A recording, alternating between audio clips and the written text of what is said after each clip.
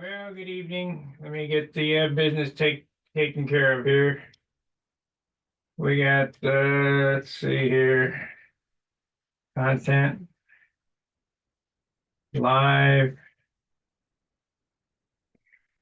Goes on. Save.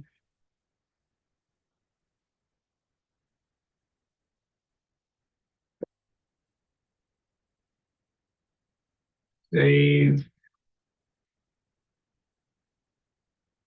And we go over here to Stunt Hangar. Home. At the bench. Friday night hangout. Okay, the link will be posted in Stunt Hangar. Friday night hangout. There we go. Paste. Post. Alrighty. Hey, Daniel. Okay, so let's get this open. Okay.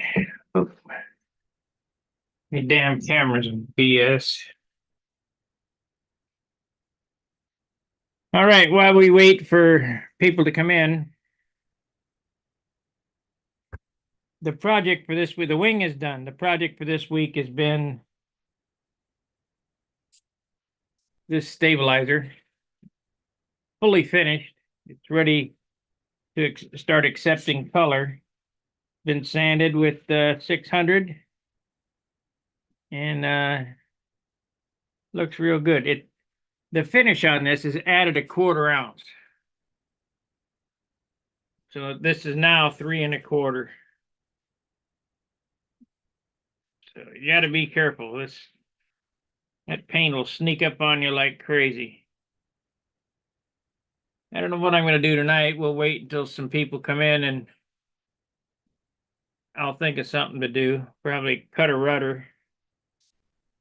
Tomorrow I'm going to bring in my router table and I'm going to show you how I build those crutches. Let's see, do I have one handy?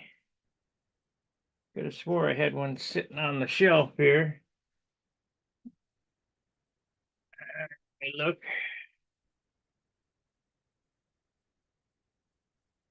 Yep. Nope. Well, I don't know what happened to it. Disappeared. But it's how I route the engine mounts and build up that crutch.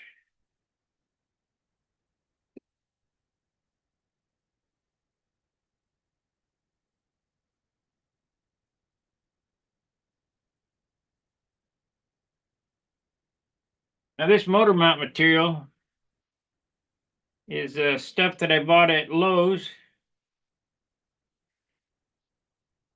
I bought 1-inch thick maple piece, and I just cut a bunch of motor mounts on my table saw 3/8 by half.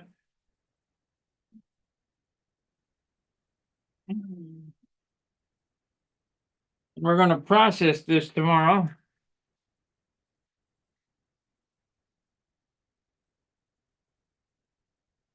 Where I cut a groove in these. Let's see here.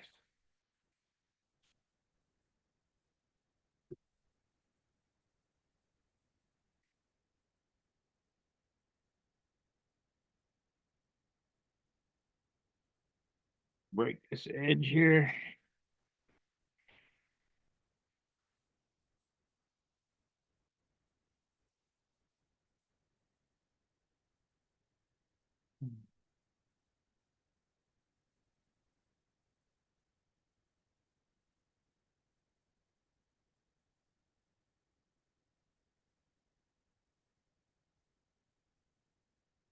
All righty.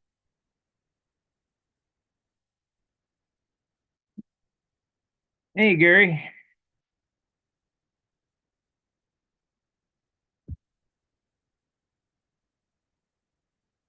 Are you there?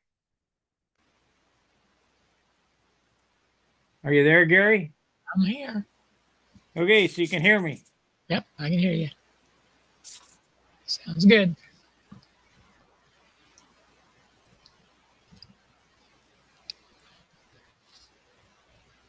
Tomorrow I'm going to bring in my router table and I'm going to show you how to make these super light motor mounts.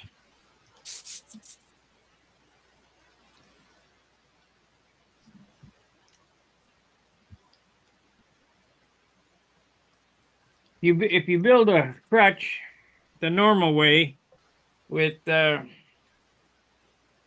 by half maple and stick 1/2 inch wood laminated in between it, and you put on your aluminum pads and you put on your 3/16 top block and you put on the 64th ply, it's going to be 3 ounces. But I can get these down to 2 ounces. I can take an ounce off, and how I do that is I route this channel out and make a U, and have yet to had any failure.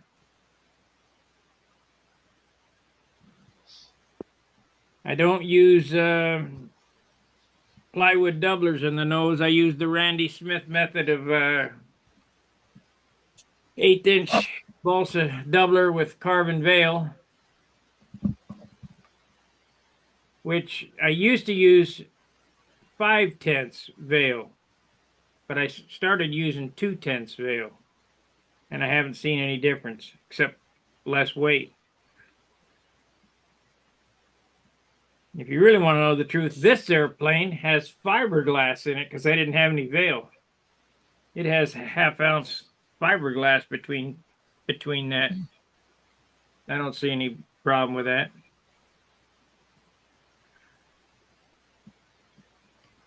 Of course, I've also built, airplanes using nothing but CA, no epoxy, where the motor mounts are glued in with CA. Haven't had any problem with that either.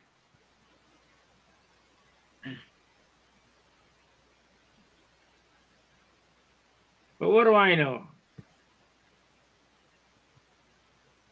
Well, you're willing to try. Anyway, try something different. Yep. This came out really nice. Yeah. Really nice.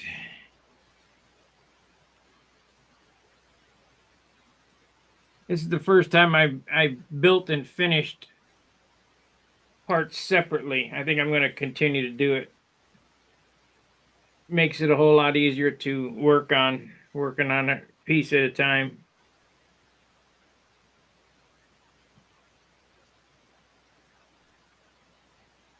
That way, when I glue all this shit together, all that's left to finish is the fillets, and where the rudder goes in, the fillet on that, and the wing fillets, and you're done. And then paint the whole thing. I've been putting them together, all the wood together and then covering it and all that, and it's a lot easier to do it this way.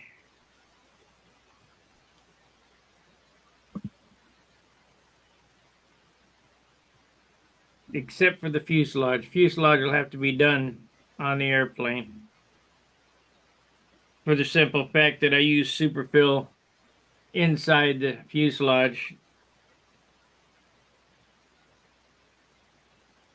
where the stabilizer mounts. It gets super filled inside. Where the wing goes in the fuselage, it gets super filled inside. So if I built the whole fuselage and closed it up, it'd be pretty hard to do. Mm-hmm. Well, I wonder how much longer it is before some more people come in. I don't know. But Monday night, all of a sudden, bang, you had several in there at the same time. Looked like. Let's see. We got any chats? We got Gary Sinclair. Wayne Rice says, like given. Thank you, Wayne. Daniel Berry Sports says, yo.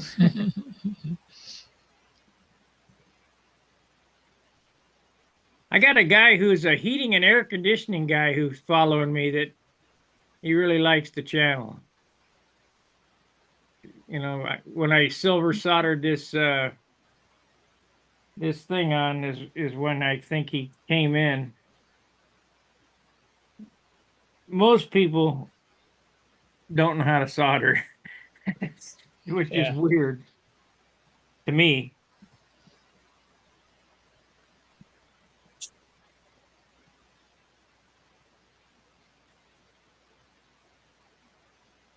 Don't need a ton of solder.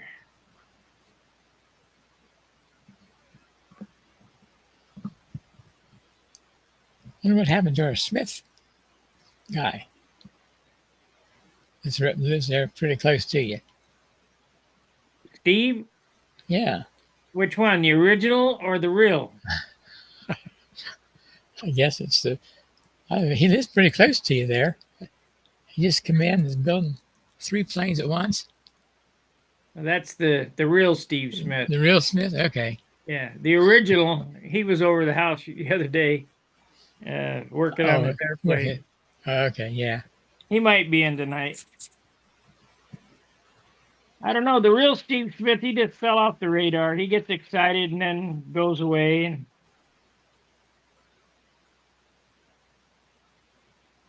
I don't know.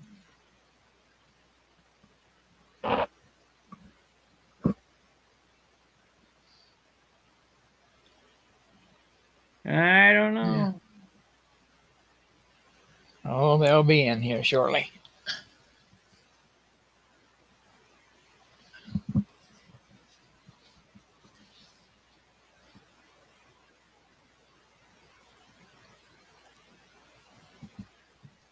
I got the original Steve Smith sanding, and he absolutely hates it. Really? Oh yeah. Uh,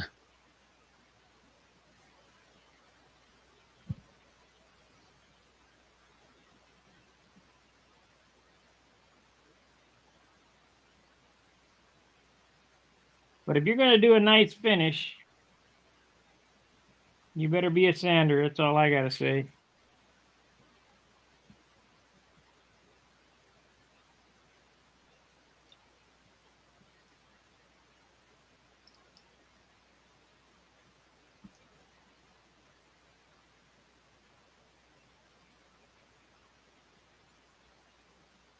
Has to look like plastic. yeah.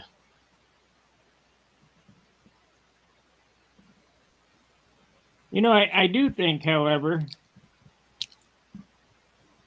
that planes of the '60s were finished better.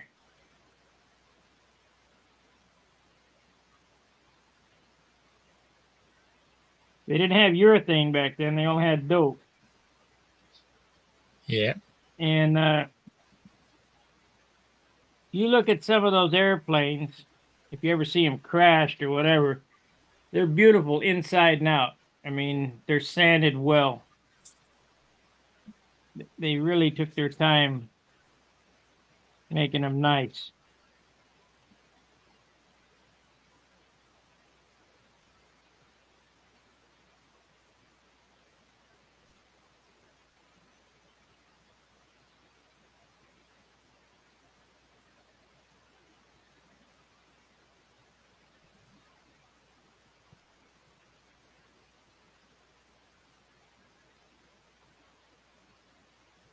Well, Let's what? see.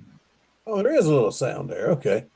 Andy Metzer, hey Sparky, Gary, happy Friday, happy Thanksgiving, and cheers to Stunt Hangar and all its members.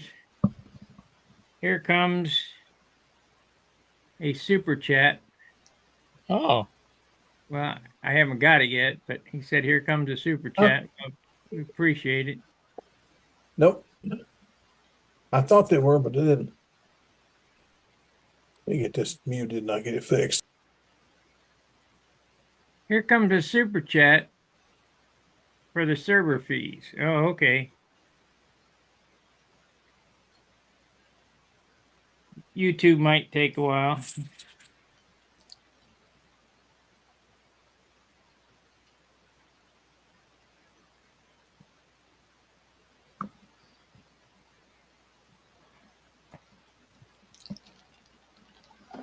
I gotta be honest, I'm really debating whether to use silver or not.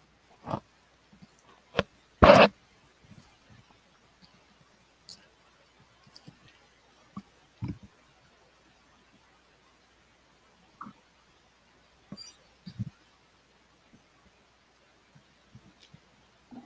gotta be honest, I'm really debating whether to use silver or not. Somebody's got a window open.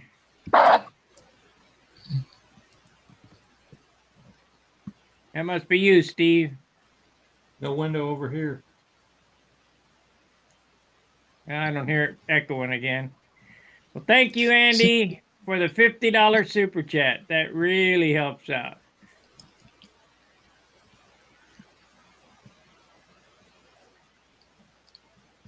So, All right. well, Steve, I'm glad you're back with us. How you doing, Gary? All right. My ears were burning there for a minute. I had YouTube going on my TV.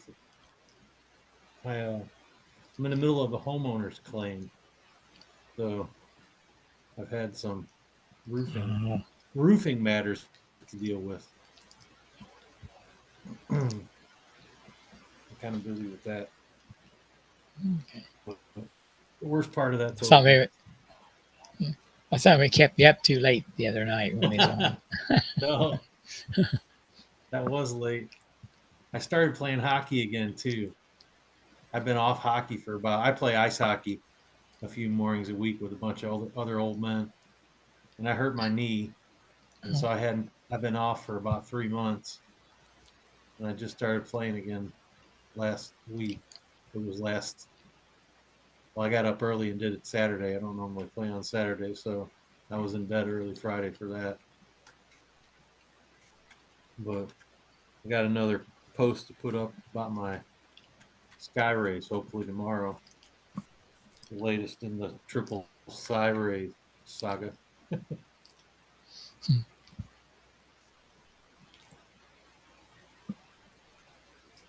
Finally got my stunt news. I was beginning to wonder if I was going to get that. I heard everybody talking about the big stunt news issue. I can't hear. I don't know, Philip, you're muted, by the way. I don't know if you know.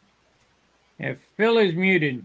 Yeah, I muted myself. I'm trying to get my earpods to work. I have yet to get anything from Tampa. I mean, anything. Really? Yeah, I don't know what's going on. At the Nats or at the Worlds, I gave them the money for this year, and they told me they had it all straightened out, and I have not received anything. No card, no nothing. So that's 2 years or 3 years, 3 years now, nothing. Yeah. So I don't know what's going on. I would say something to Mark, but I've said something to Mark, so I don't know what's going on. I don't know what to. I guess I'll get online and just see who I can ask. Did y'all not get my address right or what? Because I have not gotten anything. Got one stunt news, and I got it down in Huntersville from Will Davis at the club meeting. I read it. It's pretty neat, but it's the only one I've gotten. They let me keep it because it's got the address on the back, so I know who to write in California and say, "Hey, what do you got against sending one of these to North Carolina?" I mean, Sure missed that Tom Morris stunt news. Yeah, me too. The book. Yep. Hey, Jack, come here. Look here. Come here. You This got is to outdo a kitty This is cat. Tallulah. You got to outdo a kitty cat. This He's is got a buddy that's a kitty cat. Except this kitty cat is a Mancoon. And Oh, here big he one. is. He looked at it the first time and says, You're famous. "Guess I better make friends with it before it eats me." I don't have it anymore, but I used to have a female cat. It wasn't scared of anything, and I mean anything. And a girlfriend at the time had a 130-pound German Shepherd, and I used to watch it for her when she would travel. Yeah. And that dog would come over here, and my cat would just stare it down and follow it everywhere. And that poor dog was petrified of the cat. Yeah. Absolutely petrified of it. It was terrible. I saw a thing on YouTube the other day. A snake snuck up on a cat, and I thought the snake was going to get the cat. Not even. The cat turned around and slapped that snake about 4 times, and it said the cat's reflexes are 10 times faster than a cobra's. Really? Grief. I know they're quick, but I would have thought the snake might have had something for it. Yeah. Gary, did you finally get those other two? I got your pictures, but I need your copy still. Oh, fiddlesticks. Just you can just send me one just with a copy on it, and then I'll. All right, we'll do that here in a little bit or in the morning. But- So I'll do it tonight. Yeah, I got it. I got him. Yeah, it don't say much. It's just Brendan. it just says it's a Fox 59. Hey, look, he coming here. Just says it's a Fox 59 by Aerodynamics, and then credits three friends for helping me out with it. Let me see who this is. What are you guys building?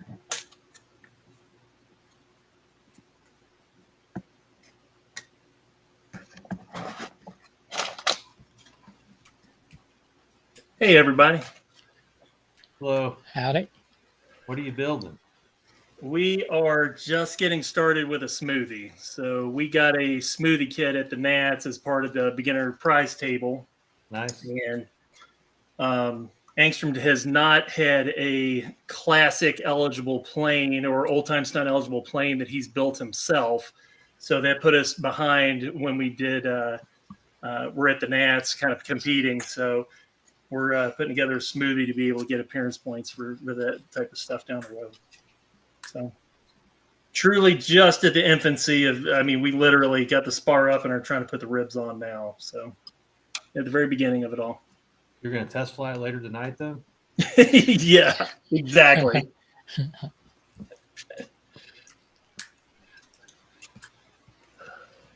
And There's welcome Mr. to Hunt. Bob Hunt. Yeah, welcome, Bob. Hey guys, How are hi, you, real Bob? Steve Smith. Good. How are It's you? good to see you. I'm okay. I never know which Steve Smith I'm talking to. It was Yeah. the real one, the original one. You know, The other one's I hated Steve, didn't hate it, Steve. You got it covered. yeah. The other one's a good-looking one. Oh Lord, I ain't going. I ain't touching that line. No. Let's see. Cannot figure out why I can't get these things working.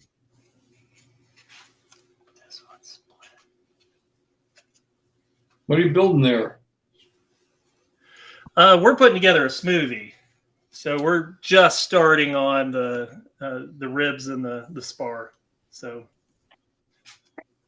When I was a little kid, about 8 years old or something, 7 years old, my father built a smoothie, and I thought in my mind it was like the sweeper. You know, I thought it was immense. It was so big it couldn't possibly fly, and it's really not that big an airplane. Funny how when you're a kid, everything seems bigger. When you grow up, it just that was a bigger airplane than that. That's funny because I thought a Thunderbird was huge. Yeah. They're not that big. Well, there's the other Steve Smith. Yeah. Oh, now I'm confused. Hey, Bob. Looks like you're sanding. Yeah, always sanding.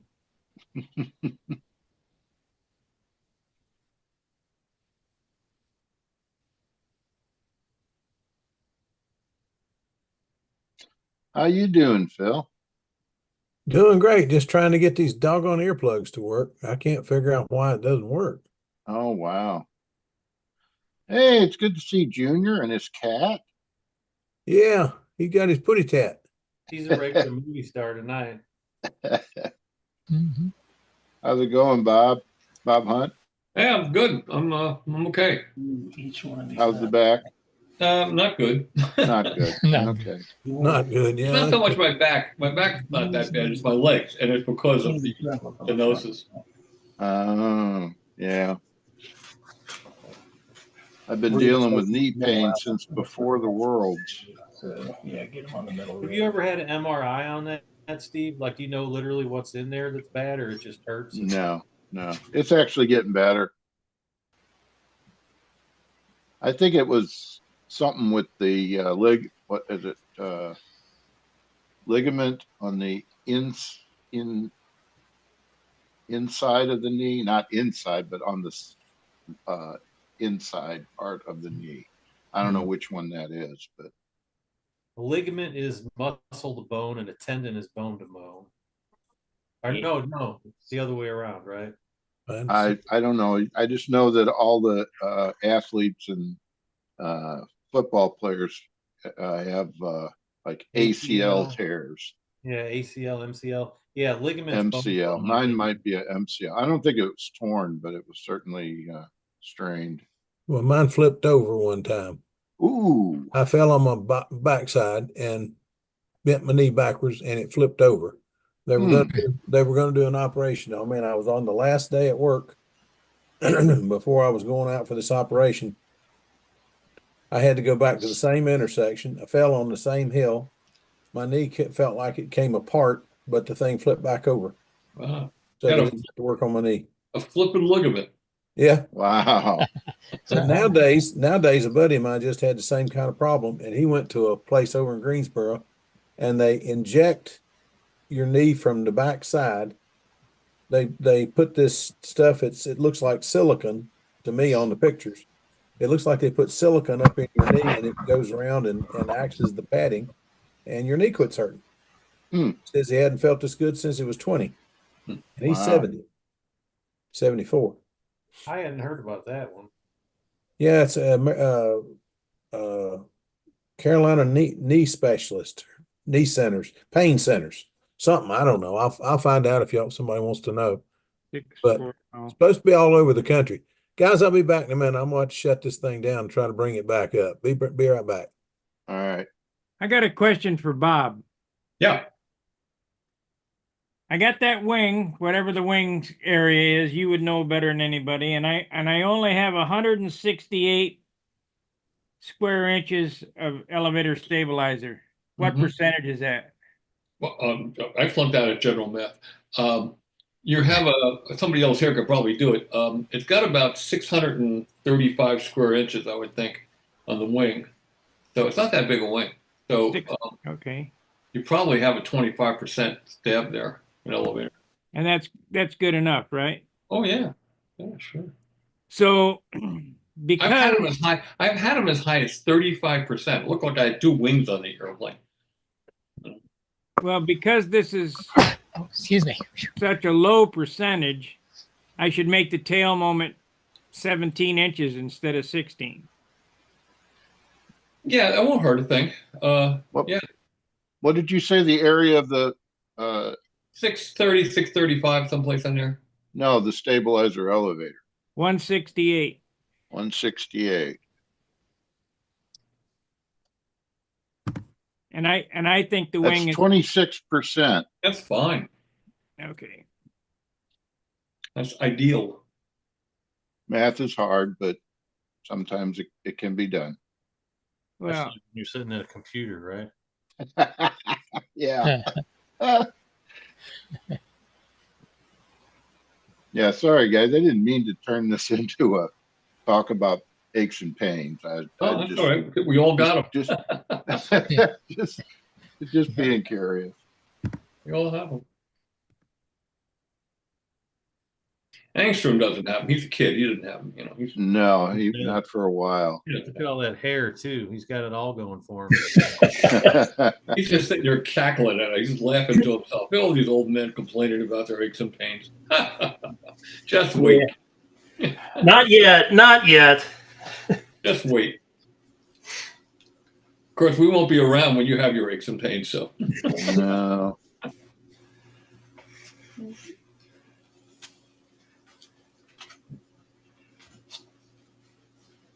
Bob, have you ever finished using silver as a base? Years and years and years ago, I got away from it because the silver tends to pull up easier. Right. Billy Simons, no, it's Billy Werwich. Billy Werwich got me using a blocking coat by making polar white and a polar gray and white. And that was a very light coat of that would block out everything out, and you lightly sand it until it looked dull, and then you put on your finish. I never had a problem after that point pulling up paint. Of course, what I do when I pull up the tape, I'm sure everybody does this now, is you get a hair dryer or a heat gun in very low setting and put it just ahead of where you're peeling up the tape, and it softens the tape. Now let's glue these. and you don't pull up the substrip. Well, looks like Helmet Head's trying to get back in there. All right. Is he?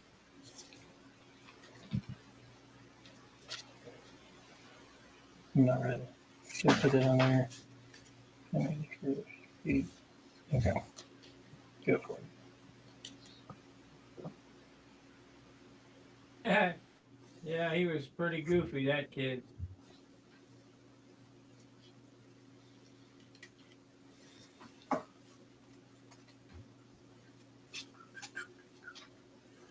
How are the calendars coming, Gary? I'm about ready to go to printing. Got my final picture from Bill today, so I can finish it up now. I'll send you a little donation on that. Okay. All right. How are the calendars coming, Gary? Somebody just came in with their window open. I opened up YouTube. I got it muted now. I just wanted to see if they were in the chat. Those guys from the other night, but they're not. Gee, I got a bone to pick with Gary though. The one from 2020, I had my Crossfire XLTC, and you called it a Genesis. Uh-oh. A proofreader didn't do a good job then. But now I did have to land it inverted. I have to land it inverted and make it into a Genesis. he? They're like saying the wrong name in bed. Oh, Oh, boo no. hiss. Boo hiss. Landed inverted. Oh, That's how I come up with the Genesis. I landed a nobler inverted and knocked the rudder off. Wow, there you go. Already? Steve, before you got here, Sparky said you're the only guy he's ever seen that likes sanding more than he does. Yeah, right. Yeah. Keep it up. You'll make it there.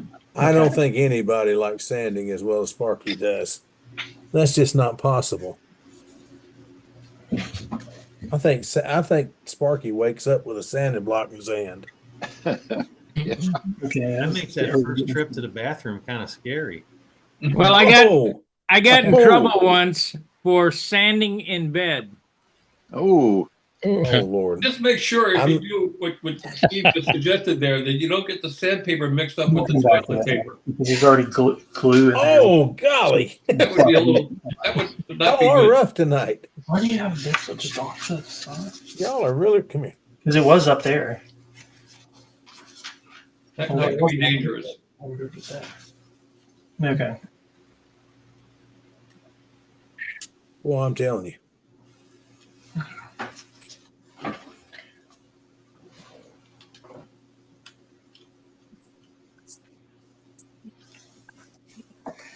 Okay, Gary, you should have got it in text and email. Well, where Gary? There he is. Okay. Should have Okay. come to you in text and email. All right. I had my smarter half send it to you. what are you putting in the calendar, Gary? Pictures. Oh, pictures. Okay. Yeah. So you're not putting contest dates or anything. From his OnlyFans site. I did on the for the Nats for your this next You coming never year. seen one of his calendars, Steve? No, I haven't. All the people on the Hangouts send him a picture, and then for each month they have their picture on this calendar. Oh, so we're like Yeah. Mr. May and Yeah. Mr. June. Yeah. Yeah, look at look there. at Bob's here. Let me make him big. I'll be backwards, but Ah, okay. does a nice job, doesn't he? Yeah. He does beautiful work. That's a nice looking Genesis. Is that the one that says Genesis on? Yeah. Uh-huh. Crossfire XLTC. Proofreader didn't do a good job then. I'm gonna tell you what, that picture had me thrown for the longest time. Pictures of that plane had me thrown for the longest time because it looks like he's got a scoop up underneath it, and I thought, well, what's he doing? He's put a scoop on there to cool the ESC or something that far back. I couldn't No, figure they out were what the just. heck it could be. They I were saw the airplane. They're supposed to be simulated landing gear doors. Yeah, but you had me going for the longest time. Then I saw the airplane. I love where you put the button, by the way. That was cool. Up underneath it, What? the button, the start button to start the timer. Where'd I put it? In the wheel well? But in the wheel well between the doors. Did I do that on that one? Maybe I did. I don't. Yeah. I built so many airplanes. I don't know. Yeah, that turned out neat. I like that. It was a good airplane. Yeah. It is a good airplane. Hold on. Okay. Can I call you one of these afternoons and get you to tell me the moments on the new measurements on the new Genesis? The new Because I Gen- have the 90 wing. I have Oh, a you mean- 90 wing. Yeah, I guess I have to measure it. I forgot what they were. I know the nose is longer. I know you landed SV11 at the time. Uh-huh. Both of them Yeah, got about an upside- inch and a half longer, I think. The nose is longer. Yeah.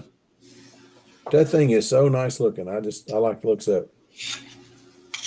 But I got to looking and I said, I still got a Jet 90 Genesis wing. It's Because okay. when I cracked up the plane, the wing's still in one piece. Huh. Okay. See if I can find a picture of that thing.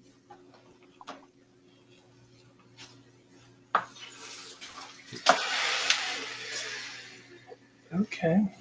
Steve, be careful. That cat may not play fair. He's got claws. Yeah. This one here decided last night he developed an attitude. You got the sharing Airplane. turned on there, Sparky? So Go ahead. I don't know how to glue this on here well in the moment. There you go. It's prettier in person than it is there. I'm telling you. What do I do? That thing is so slick. See what they got next. Is it Did still you on get there? that one back, Bob? Glue Huh? a 1/4 by 1/4 trailing edge. I don't know what I do with the thing here. Hey, Bob, this brings up a question. I'm sorry?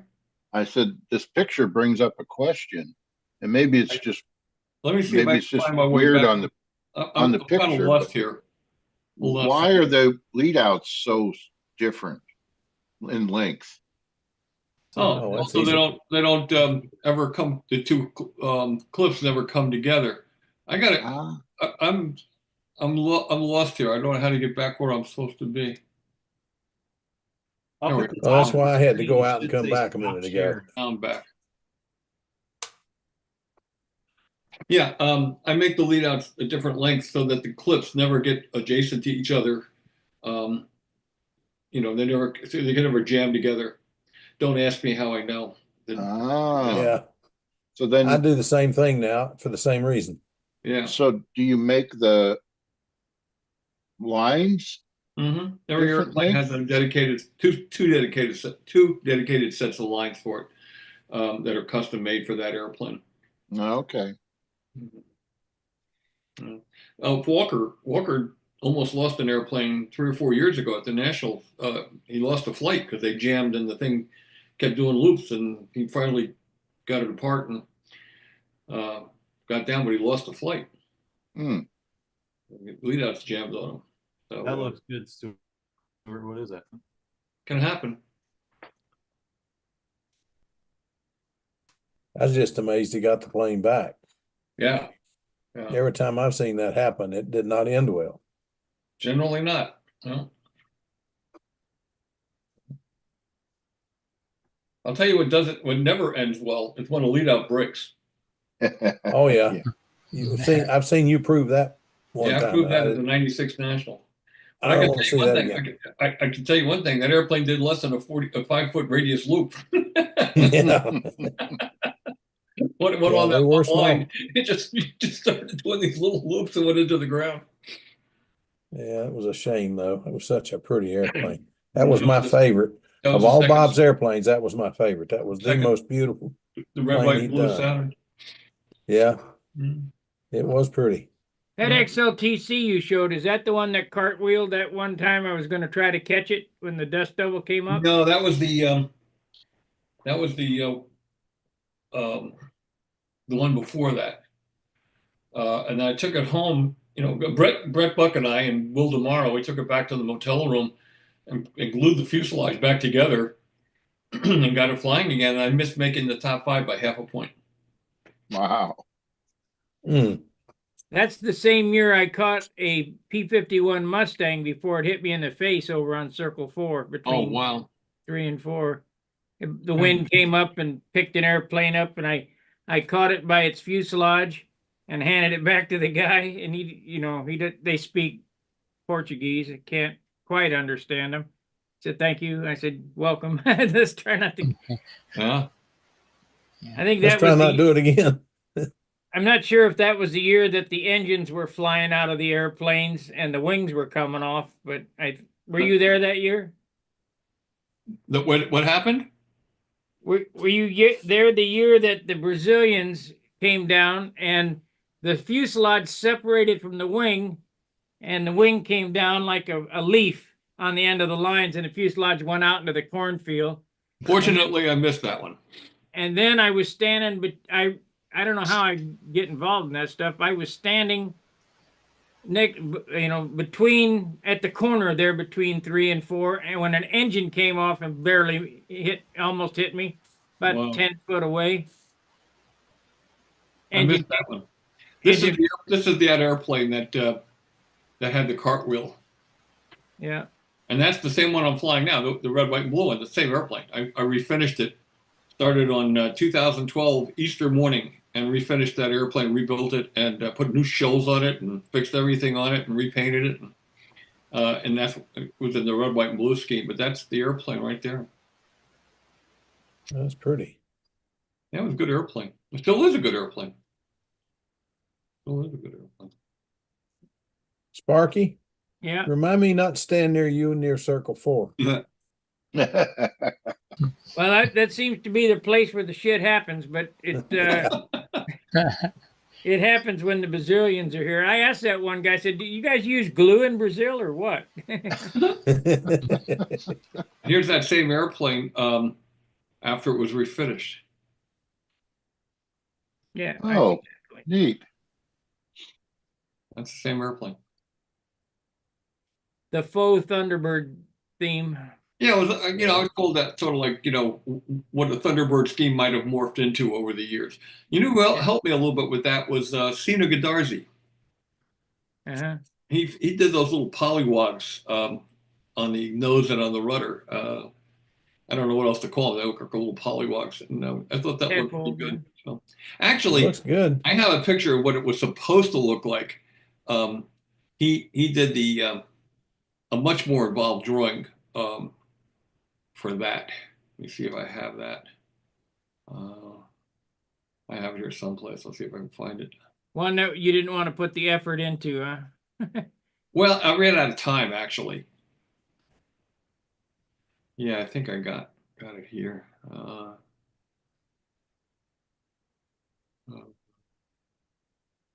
Yeah, here. I think this is that it, or is this it? Yeah, this is it. Okay, hold on a second. I always like it when Bob starts showing pictures because we go down memory lane. Oh, yeah. Mhm. Oh, look at the bottom. Yeah, isn't that nice? Yeah. That's what it should have looked like.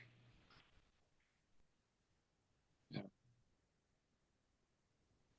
But Really I ran out of energy, time and energy, and well, Stina's amazing. He does beautiful, beautiful work.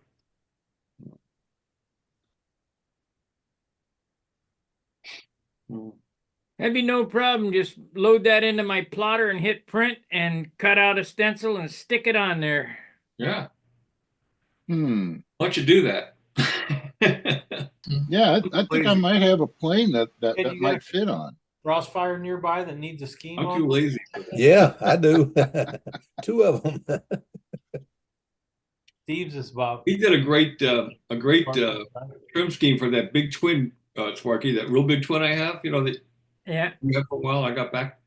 He did a great trim scheme for that thing. Where do I have that? I'm not sure where I have it. How many square inches is that airplane? Big. It's 735. I didn't know it was that big.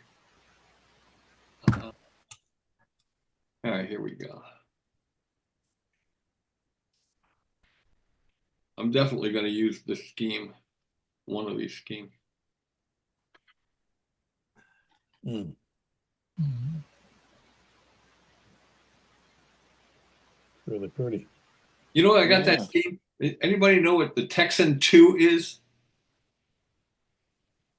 No. The Brazilian, I think it's Embraer, makes an airplane, the Tucano. Uh-huh. Yeah. And the American military bought a bunch of them, spec built for the military, for Air Force, and they called them the Texan 2. And the promo for that, it's on YouTube, you can find it, is that paint scheme. Oh, cool. Yeah, it's really pretty. And it's simple. It's not a hard scheme to do. So that's why I like it, because it's easy.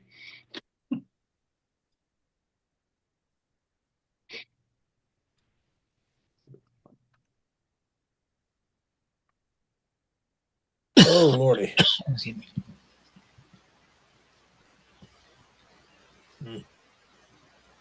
Uh, Well, Bryce says, "Good afternoon, and everyone at Stunt Hangar. Like given." Ah, Big John, good to see you. You too. Sent you a couple, excuse me, sent you a couple emails. Well, I have been kind of busy this week. Oh, yeah, you did today. Yeah, I've been busy too. T-34. Okay.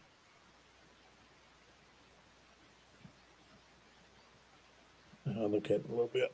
I've got a Bob, dog in my lap. I didn't call Dean because I got thinking over, and I think I put the idea of vectoring thrust on the back burner. Figured take one problem at a time and deal with it that way. Yeah, that makes sense. Well, didn't that guy with the '57 Chevy have vector thrust, Bob? Yeah, yeah. he did. He took it Bel off. Air. He had 2 twins with vector thrust, and he has 2 other airplanes. And we just, matter of fact, day before yesterday, I installed a vector thrust unit on his brother's Sakatumi. So we're going to be experimenting with that. That's a mechanical linkage. Mm-hmm. Yeah, that's legal. Perfectly legal. And it's interesting, on the single engine airplanes where the motor is very far ahead of the wing, it enhances the corners dramatically and makes the rounds better. On the twins, it pretty much only makes the rounds better.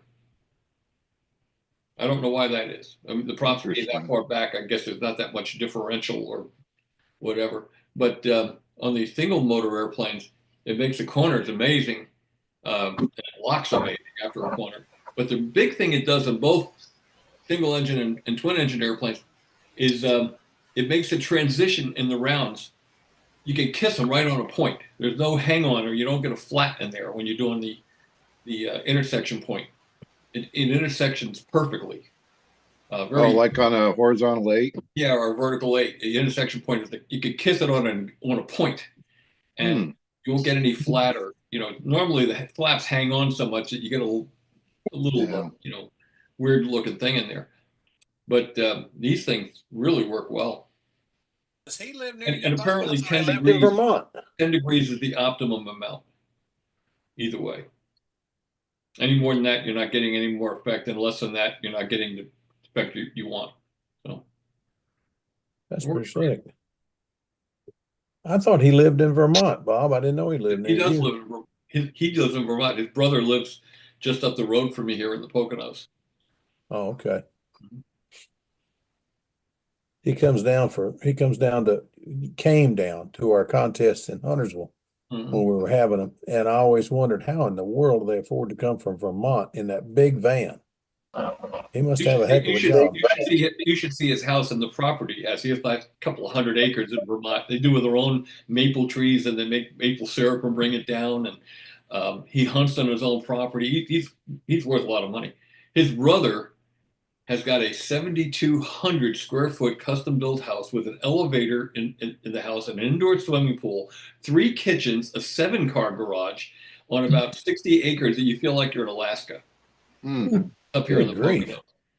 And Good you wouldn't know grief. this guy. You wouldn't know this guy had two nickels to rub together. No, he's a really nice guy. He's not Very one of down those to stuck ups at all. Yeah, very His down. wife's very nice too. I'm talking about his brother now. Oh yeah. Well, Tom. I don't know about his brother. I mean, Rick's a good guy too. He's really helpful, very smart. Yeah, Rick. He is very smart. I talked to him about 10 minutes at the Nats, and I told him I was trying to figure something out.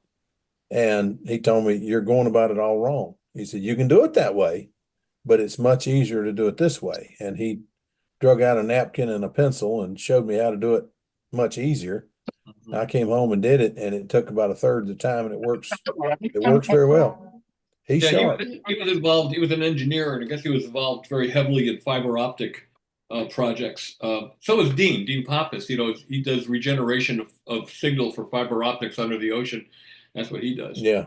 And Rick did similar kind of things. So he's pretty smart. Yeah. I got picked to go on the boat to do that. Gone 6 months on a boat and then come home for 6 months and then 6 months on the boat. And I went out just after they told me that I could have the job. We went out deep sea fishing and spent a day deep sea fishing, and I decided, nope, not for me. You came back lighter, did you? I sure did. And those waves were way over the boat and then way under the boat. I said, I know the ship is a lot bigger than this fishing boat, but no, thank you. Yeah. Been there, done that. Like caffeine just popped in here with us. Yeah. Caffeine, Hi, I got a guys. question for you. I got a question Yeah. for you. Yeah, How yeah, come sure. every time we see you, you're driving? Well, it's I mean, seriously. it's the only comfortable place for me to have this conversation, or otherwise, my wife will be angry seeing me doing this during the weekend and didn't if I don't help her on the Yeah, weekend if I'm I at home. understand. So yeah, You need to make it Caffeine, look like you it's said not it all when fun. you said wife. Oh, gee. Some things are the same everywhere. Make it look No, like it's I painful. understand So, yeah. perfectly. I got very, very lucky. I got very lucky. My wife doesn't fuss about my toys and all. I mean, there's one laying on the table. On the chair back there behind us.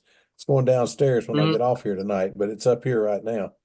And she not only doesn't fuss about it, she came out and took the pictures for me. So I'm the one that's got all the Yeah. camera equipment and supposed to be a good photographer. Trust me, if I want a picture taken, I hand the camera to her. She's got a better eye than I've ever had. Well, she's supportive of my hobby.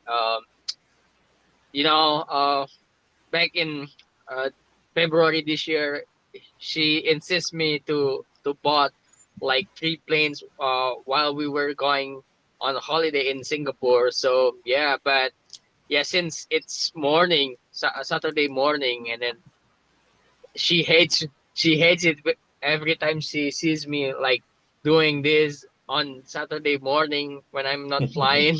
So Yeah. going away from home and getting some stuff in this morning and having this conversation while I'm driving is the place. There you go. Some things are Well, I awful tell you what, like everywhere. when you get a little older and you get retired and you think, well, I can do this anytime I want to, you're going to wonder how you ever got anything done, how you ever had time to work. Because so many things pop up you got to do that you don't have time to do the things that you absolutely know you got time to go fishing. You got time to go flying. Yeah. You got time to go see friends. And then people start calling, can you help me do this? Which is, I know you're across in Indonesia, but in English, come help me, it means come do this for me. So Yeah. anyway, come fix this for me because I don't know how. But anyway, I don't know how I ever had time to work. It's ridiculous. And my wife's the same way. Oh, Steve's got his little puppy up there. He's a sweetheart. He or she.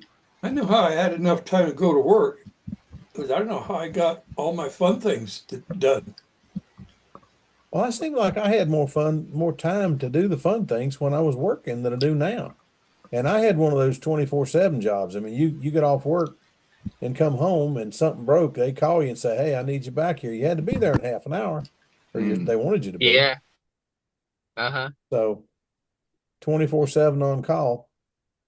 I finally when I retired, they asked me, Uh-huh. did I really want to retire? Would I come back and be would I come back when they needed me? I said, heck no. I hadn't had a weekend off in how many years? Heck no, I'm done. And then they called me and wanted me to come back and be a consultant, whatever. Consultant? What they call consultant. There you go. Yeah. And offered me some pretty decent money, but no. I don't want anything to do with it. I put in my 30 years. I'm done. I don't ever want to climb another telephone pole. I'm never going to put on another pair of climbers. I don't care. My feet don't fit no limb. I'm done. There's a guy who's selling shirts on here on YouTube, says, "Retired. It's not my problem." Yeah, that's it. That's exactly what I told head of the department. She called me. She said, "I want copies of the as-built drawings for City Hall project on my desk by 2 o'clock." What part of retired do you not comprehend? I don't care. I turned all that stuff in before I left. It's your problem. I had my ex-boss calling me 2 or 3 times a week for 3 months before he asked my former work partner, "What's wrong with John? You know, why didn't he want to work?" And he just looked at me and says, "Boss," he says, "what part of the word retired do you not understand?" Yeah, he must have been a young fella. He was. I started helping out with Project Healing Waters, taking vets trout fishing, working with them and trying to help them when I can. And I'm telling you what, I'm having more fun helping out. It's an unpaid, I mean, you don't make nothing for it, but I'm having more fun doing that. I wouldn't give it up for nothing. It's a blast. I say my volunteer positions is, I feel a whole lot better with it, doing it than I did getting paid. You ain't never going to get rich, but these guys are guys that have given everything. I mean, some of them have, I mean, anyway, they've done everything they could do and more in a lot of cases. I got one that I work with that's a little guy, and you would never believe what this guy has been through. On some of the stuff he's done. He is a genuine, I shouldn't say this on here, but he is a genuine badass. If of all the guys that I know in that group that I wouldn't want to tangle with, he's half my size, not much more than half my size. I wouldn't mess with him on a bet. He is a genuine bad butt. Some of the places he's been and some of the things he's been in and can prove it. Lord have mercy. Yeah, I got a question to throw out because we got people here that know how to do it. Okay. On that tandem twin, the fuselage is like an elongated football, and I've got to I want to form it. You know, I'm going to use Bob's technique of 1/16 plywood with the epoxy on the inside. Keep the starved horse look away. But how do you build your foaming buck? I mean, what? Your foaming buck, your foam buck for the mold bucks? The mold yeah. bucks? Yeah. How do I build them? Yeah. Well, what's the best way to do it on something like that? Well, I got a thing called Robbie and I came up with a thing we call the True Fit Fuselage Construction. And it's kind of a system.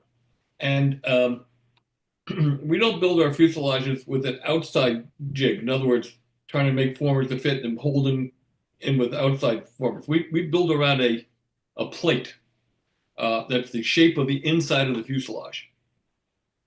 And when I make that plate, I also make I tack glue 3 pieces of wood together. So I have the mold buck base for the top and for the bottom that's dead nuts perfect to what the shape of the fuselage. And I put the former stations on the plate that I build the fuselage on, and I measure across there, and I put marks, whatever the number is with the vernier, 1 inch, 215 thousandths, whatever. And that's what I set my vernier at and cut the formers to make my fuselage, and they slide right down in. And then I make the mold bucks out of the pieces that I made for the top and bottom. I just use those as mold buck base. I use light ply, actually, because I got a lot of light ply. Use that for the ribs for the forming. You put foam in between them. What's that? Do you put foam in between the bulkheads on your molding buck? Well, what I do is I carve the molding buck first, and then I know where the marks are. I put the former stations on the sides before I carve and sand it, and then maybe I can find a picture that actually tells the story better than I'm telling it. And I know that then I cut a slot down into the base, and then I put a piece of balsa wood vertically down in there, trace around it, pull it out, cut it slightly oversized, put it back in place, and sand it till it matches the mold buck. And that's a perfect former. It's absolutely perfect, right to the thousandth of an inch. Let me see if I can find a picture while you guys are talking. I showed how to do it on my channel several times. Mm-hmm. Let me see if Bob's got a book that he pamphlet, whatever you want to call it, of this, and he sent me a copy of it years ago. It's really neat. Once you see it, you just, dang, why didn't I think of that? He's got a good video of it too, compound molding. Yeah, that's actually a little different than the way I'm doing it, actually, but that's all right. And they'll work. I mean, any of that stuff works, you know. It'll take me a minute to find it. Okay. Steve Smith, the one there's got your little white dog. You Yeah. go to your chat, and you can put your address in there, and then I can send you a calendar. Oh, okay. Let's see, we got a few chats here. It says from Bryce says working on a classic. Let's see here, working on a classic racer while listening to you guys. Great stories. And then he says caffeine's the same all over the world. Your wife is always has priorities. And then Timothy Dollard says, you guys know everything about Brodak, anything about Brodak? What the hell? It's way across the room. A Brodak Snore engine, 55 Snore. Oh yeah. No longer in production. No longer in production. I don't even think there's any more parts for them. That kind of answer your question, Steve? Yeah, Oh, John, I'm sorry. that's all right. I think that guy's asking about that engine because somebody's got one on a classified for sale somewhere. Yeah, the fella that lived here bought all of the last of those that were available from they were built in Brazil, I think. And he bought every one of them that was left and all the parts, and he was selling them, and he has since passed away, and the parts have pretty well dried up. I think they're pretty well gone. There's a few motors left, but if you buy one, they run good, but they're heavy, and there are no parts. Don't even think about it. There are no parts. I'm going to upset somebody for saying that because, oh, you stopped me from getting a sale. Well, I'm sorry, but and there's somebody buying something thinking they're getting something they can repair, and they can't. Well, unless you get it for a good price, then you can, make it a disposable engine when it breaks, or whatever you think. Yeah, when it breaks, throw it away. It does run great, but it is heavy. I started to buy one to put in I was building a Madman 56, and Madman's got that really, really short nose. You need a heavy motor up front. So I was going to put a snore up there initially, and I I discovered that I've got an old Merco 60 that is almost as heavy. By the time I tack a muffler on it and everything, it do the same thing.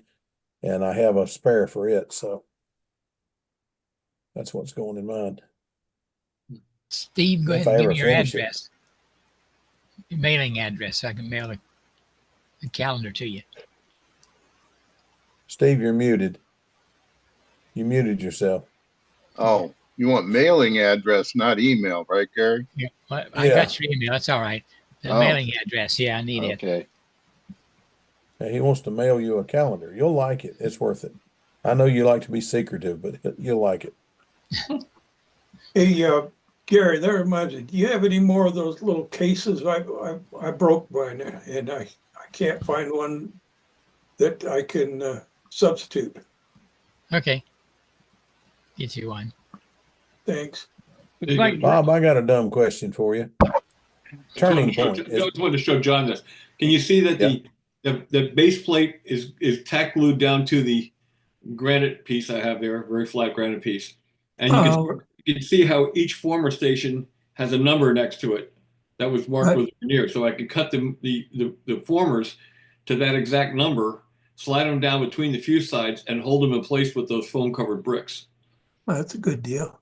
And that makes you can build fuselage after fuselage after fuselage, and they'll all be exactly the same because they're built around a form. And My problem with that I'm looking at is I've got an elliptical fuselage. I mean, there's no straight sides on it.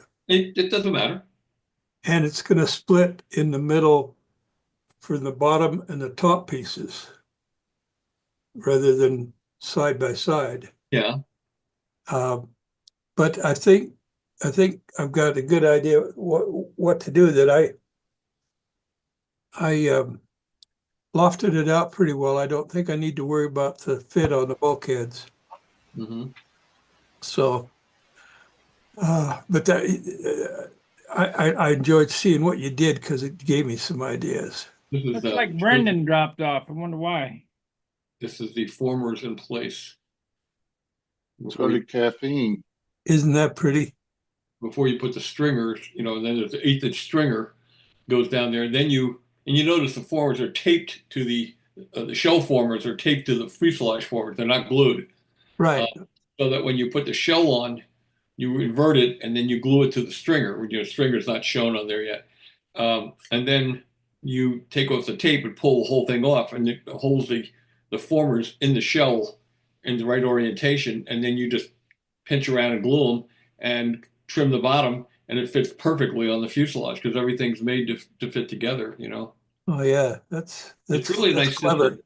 That's clever. Yeah. And it took a little while for us to come up with that. Let's see if I have another picture. Well, this shows the stringer in place. Now, an 1/8-inch square is working all right. I was thinking 1/8 by 1/4. I think it works fine. I mean, it's just there to, actually all it's there to do is keep the formers oriented to each other properly, Uh-huh. And it works great. Yeah. Bazillion fuselage this way. And let's see if I can find well, here's now, hold on a second. This one will tell a story too, I guess. I mean, if you want, I can send you this. It's got 278 photos in this manual, and it's free. Anybody wants it, just I would love give me to an have email address, and I'll send them. I'll send you all my manuals. I got a whole bunch of them. I would love to have that. Got a whole bunch of manuals. So there you see how the shell fits. Yeah. Just perfectly. Yeah. That's a good idea. It works great. Yeah. Let's see if there's anything else that shows anything here.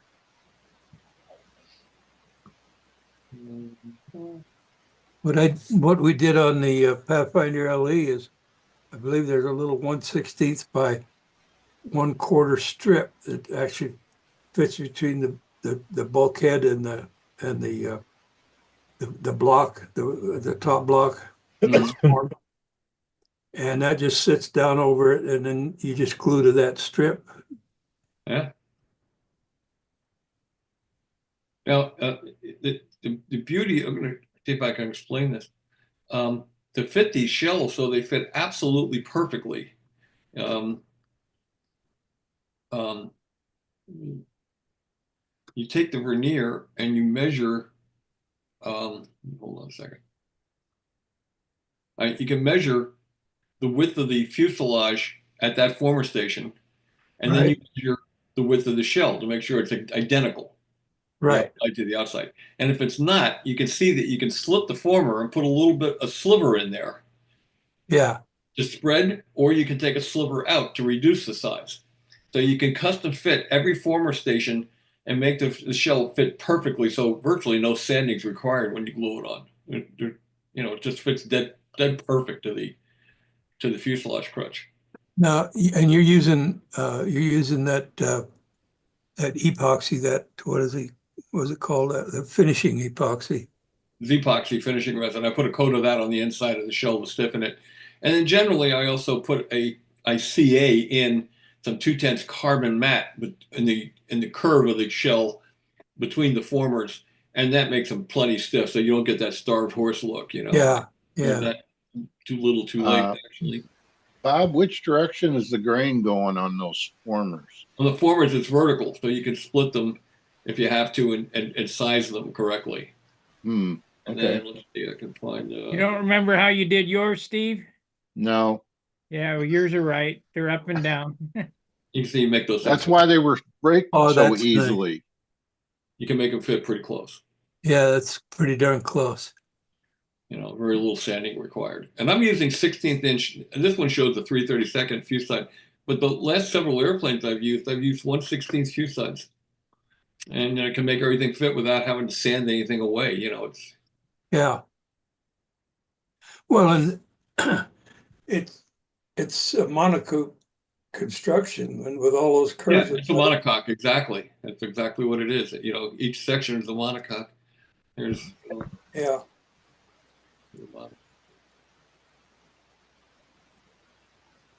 and go a little further here. I mean, again, there's like I'm looking at 278 photos that show this step by step by step by step by step. Yeah. So if anybody wants it, it's free. Do you still have my email? Yeah, I'll Yeah. send it to you here in a few minutes. Let me just get through this here and see. Okay.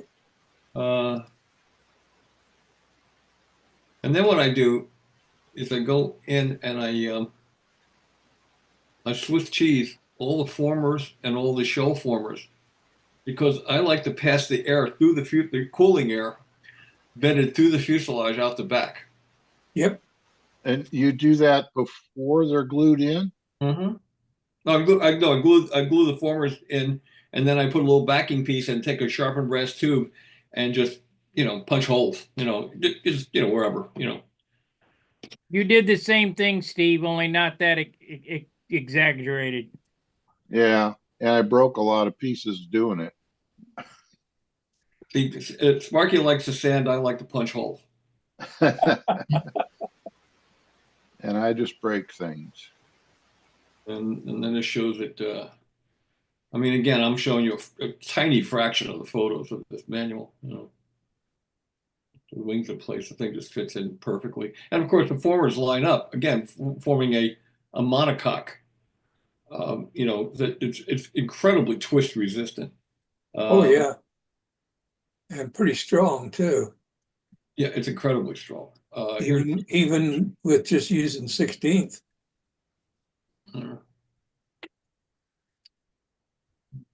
That's a nice looking fuselage. Well, I call it the rounder, and I designed it specifically to do this manual because I wanted to do something that had more shape to it to show that you could do compound curves and things fairly easily, Uh-huh. So I sold that airplane That one before. to Joe Daly. That's the airplane he really learned how to fly stunt on. Mm-hmm. Had somebody send me a email wanting to know if I wanted to sell any of the planes I got behind me, and I said, I really can't do it because almost all of them have got something that needs to be repaired on it. I use the block for the nose, for the hatch. Right, right. Everything else is molded, and that was the first of the what I call the reverse composite wings that had silkspan composited to 1/32 inch sheeting on the wing against the cradles, against 3 mil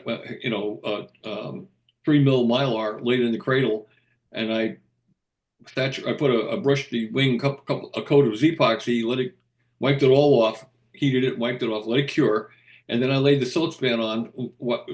Put epoxy on the wing first, the Z-epoxy. Put the silkspan on, hit it with a heat gun so the silkspan would sink down against the wing, and I scraped off all the excess epoxy on the wing, and then I put it upside down against the Mylar in the cradles, and weighted it down for 24 hours, and peeled the Mylar off, and just lightly sanded it. It's ready for primer. Yeah. And it weighs nothing. It's very, very, very strong. Incredibly strong. So anyway, that's it. Looks like Jim Arnold is trying to come in. Hi, guys. You got no camera. Good to see you. Jim. What? We can't see you, Jim. You can't? Oh, No, well, let me work Turn on that. this camera, man. Hey, what a break for us. Let's see. Let me work on that.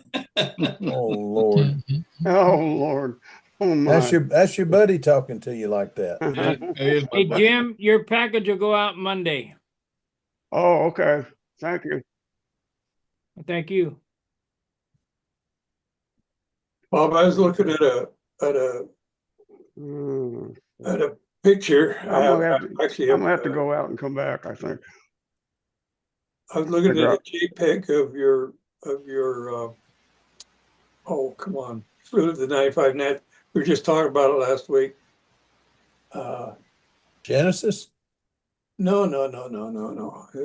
When he flew at the Nats, showed us a picture of red and white one and the bronze, and Oh, the Saturn.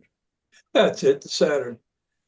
And I realized that with that drawing, if you don't mind, There he There's is. Jim. I Now we might can go see ahead him. and digitize it into CAD. I sent that to you, John. Did you get it? Not yet. It should pop up here in a minute. Send it to No, me I- too, Bob, please. Okay. Now we can see you and hear you, Jim. Where's Hey, my Jim. little buddy? I tried calling you last week. I didn't get an answer. Oh, really? Well, I was probably in the hospital. I no. was in the hospital for 10 days and Hmm. I'm still alive. I survived it. They haven't killed me yet, so. My Yeah. little buddy, I the had- dog watching the TV. Oh, no, she looks like she's sacked out there. Oh, Are come you- on. Jim, Yeah. I had an aunt that she lived to be 11 days short of 111 years old. Oh my Whoa. goodness. And I asked her at 110, what's the secret to a long and happy life? She said, you thank the Lord every morning. You thank the Lord every night. You stay the hell out of the doctor's office because them idiots will kill you with all their pills. And the other secret, MOVE. Keep moving. Yeah, I keep moving, but sometimes it gets a little hard to do. But anyway, yeah, I'm doing fine, and that was a good philosophy. I like that. That Yeah, was She was a good, good lady. yeah, At 110 years old, my wife and I had been taking ballroom dancing. And that woman at 110 years old about danced me under the table. I was wore out. She Oh could my gosh. remember the day the Wright brothers flew. She Oh could remember my. what she had. She could remember what she had for lunch yesterday. She was Well, absolutely the most incredible lady I had ever met. yeah, But at that's 111, she went blind, and she says, "I'm ready to go." She lasted about a yeah, month. yeah.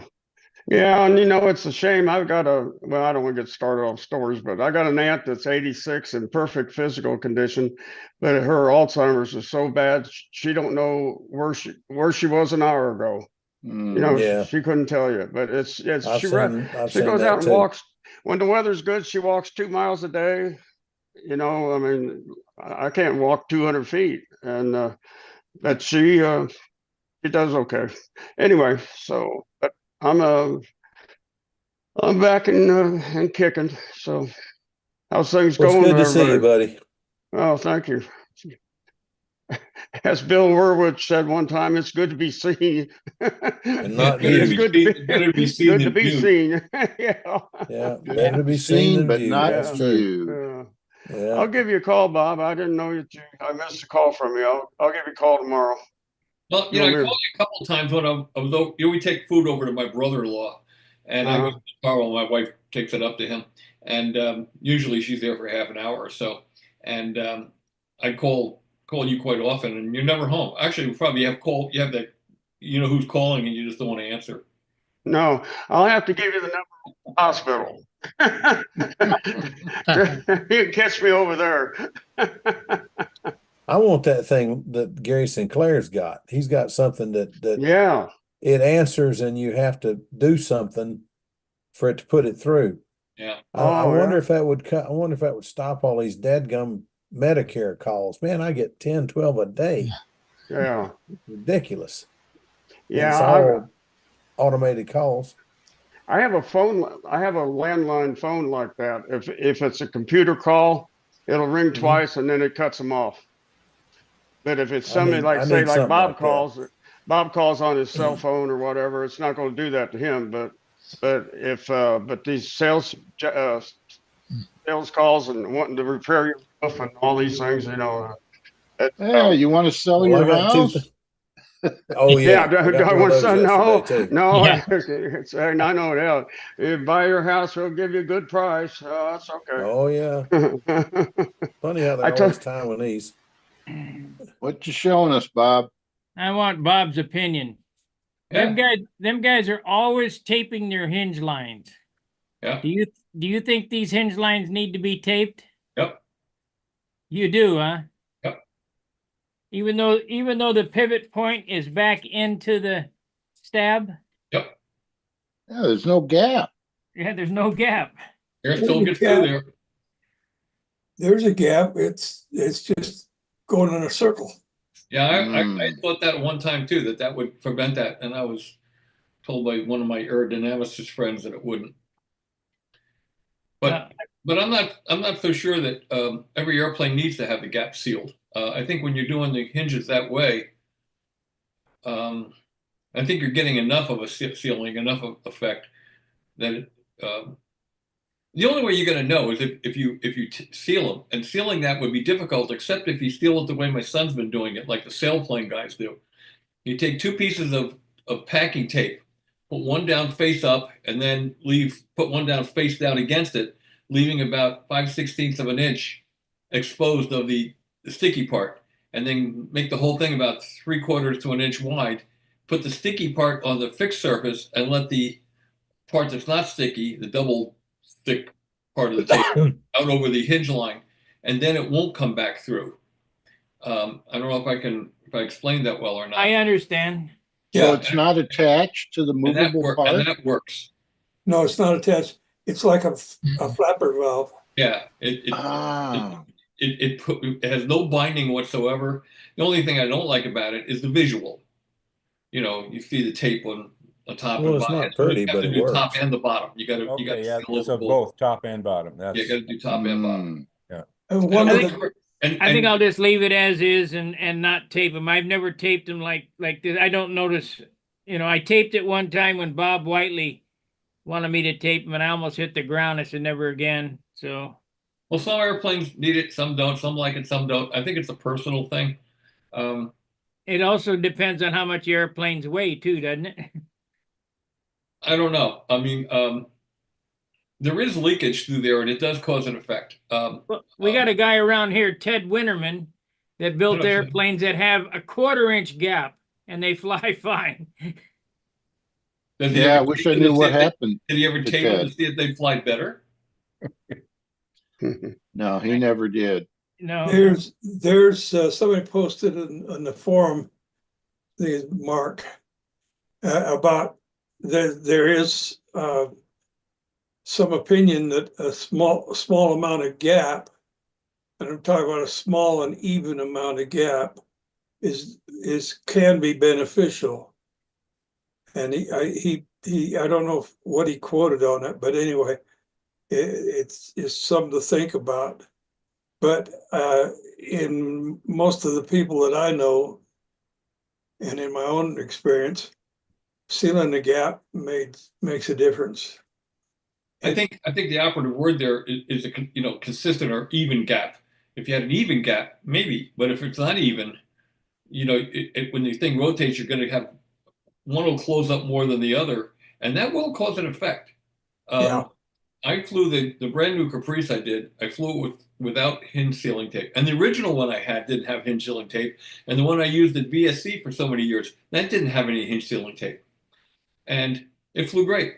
And I flew this one. I was having some troubles with it, and I said, "Well, I'm going to seal the gaps." Man, it turned into the best one of the bunch. Yeah. So I think it's airplane dependent. kind of like them rat droppings everybody's putting on their wing. I can't see a usefulness in that.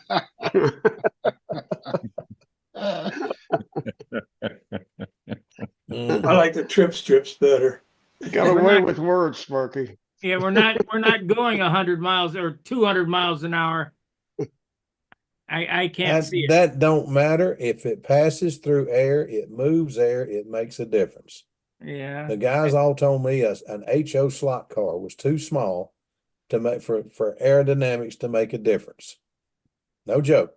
We took one and put it on just a round track, and it was a chaparral, and it has rear wing and a front spoiler, but they're both set at 0-0. And one of the top drivers in this area drove a thing and went as fast as he could go with it, and we timed him. Then he stopped, and I put just a little instance in the front and a little instance in that rear wing and timed him again, and it was faster. You think that's more drag on the car, but it held it to the track, and he went faster. I don't care if it's 2 inches or 10 inches or 24 inches. If it passes through air, it moves air, and aerodynamics matters. Well, Well, the real Steve might know something about that from his RC car racing days. Well, and look at the ballistics that are used in bullets. You got your aerodynamic coefficient or ballistic coefficient. The shape makes Well, a I'll let difference. you know something about some of that in a few months. We just got a whole bunch of stuff to test.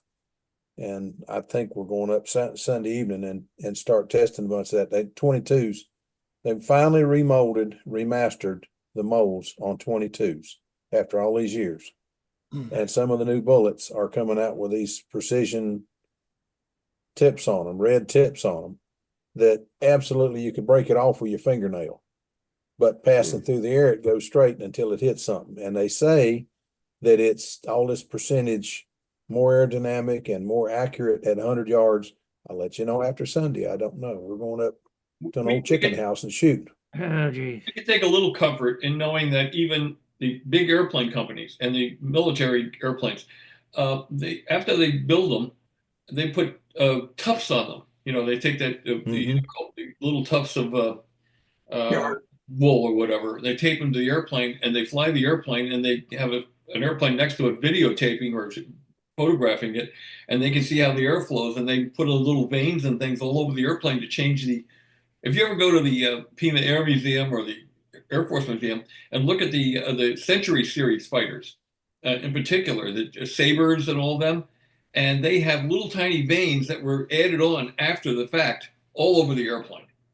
To make the airplane fly differently. They want to see what the air is doing at that point. But like point. Sparky says, they're traveling at 700 miles an hour. We're traveling at 70 miles an hour or less, 50 miles an hour. 55.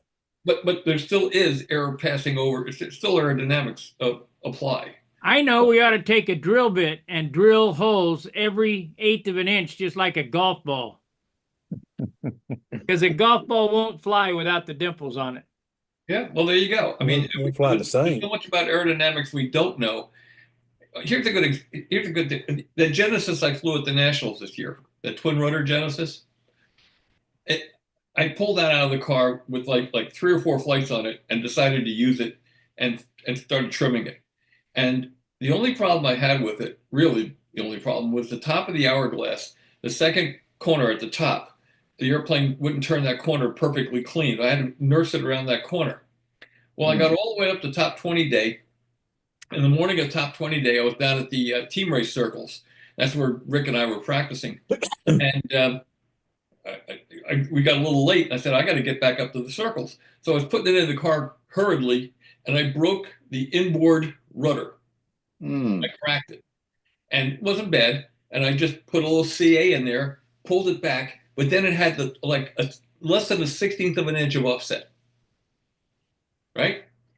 Mhm. It fixed the hourglass. Just needed a little job. Absolutely fixed the hourglass. I could now hammer it as hard as I wanted. The airplane would turn and lock coming down that leg.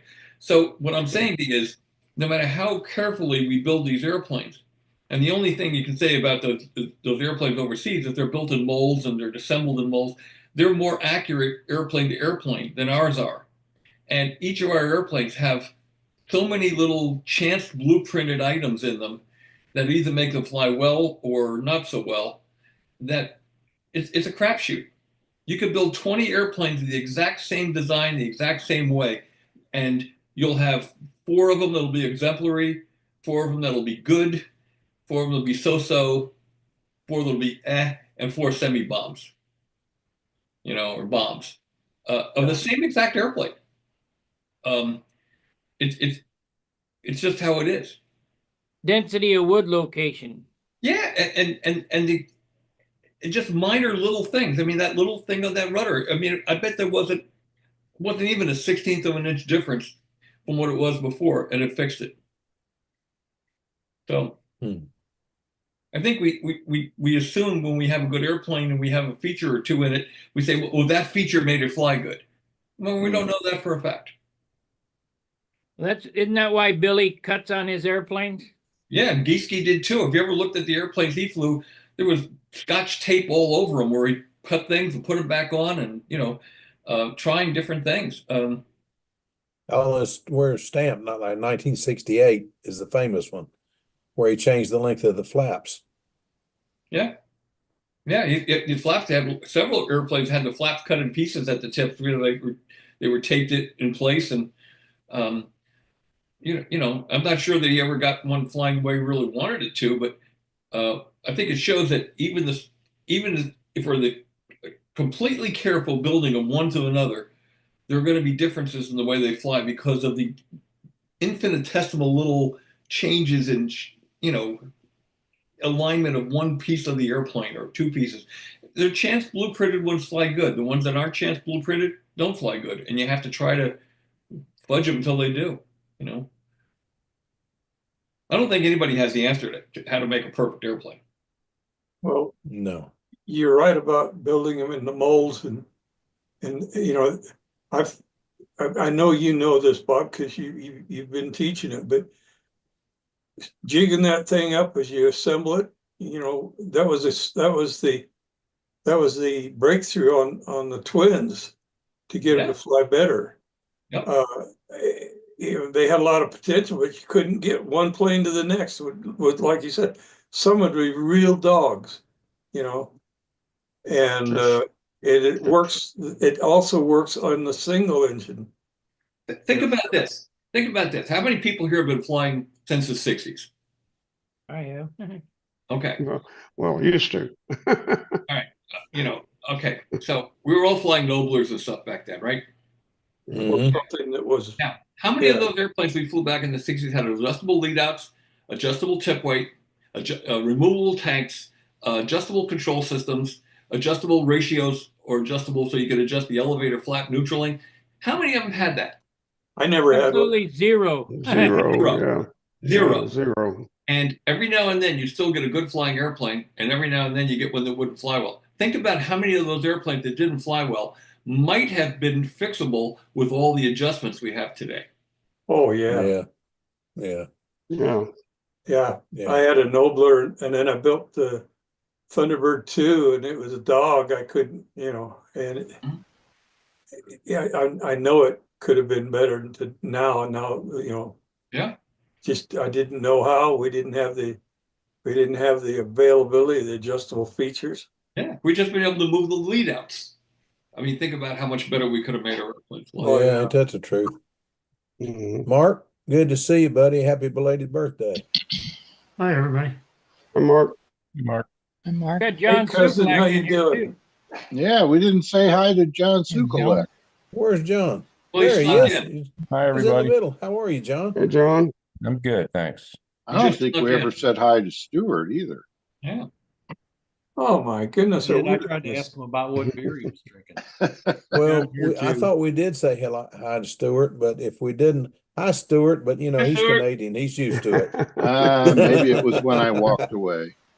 I think the One question I conversation. How are you, Stuart? Good. Got one question. I think it's for Bob Hunt from Tony Dallas. He says, "Hi everyone, it's Stunt Hangar Hangout. Have been having a hell of a time cutting foam wings. Does anyone have any? Let me see what any Tips. tips? Yeah. Oh, yeah.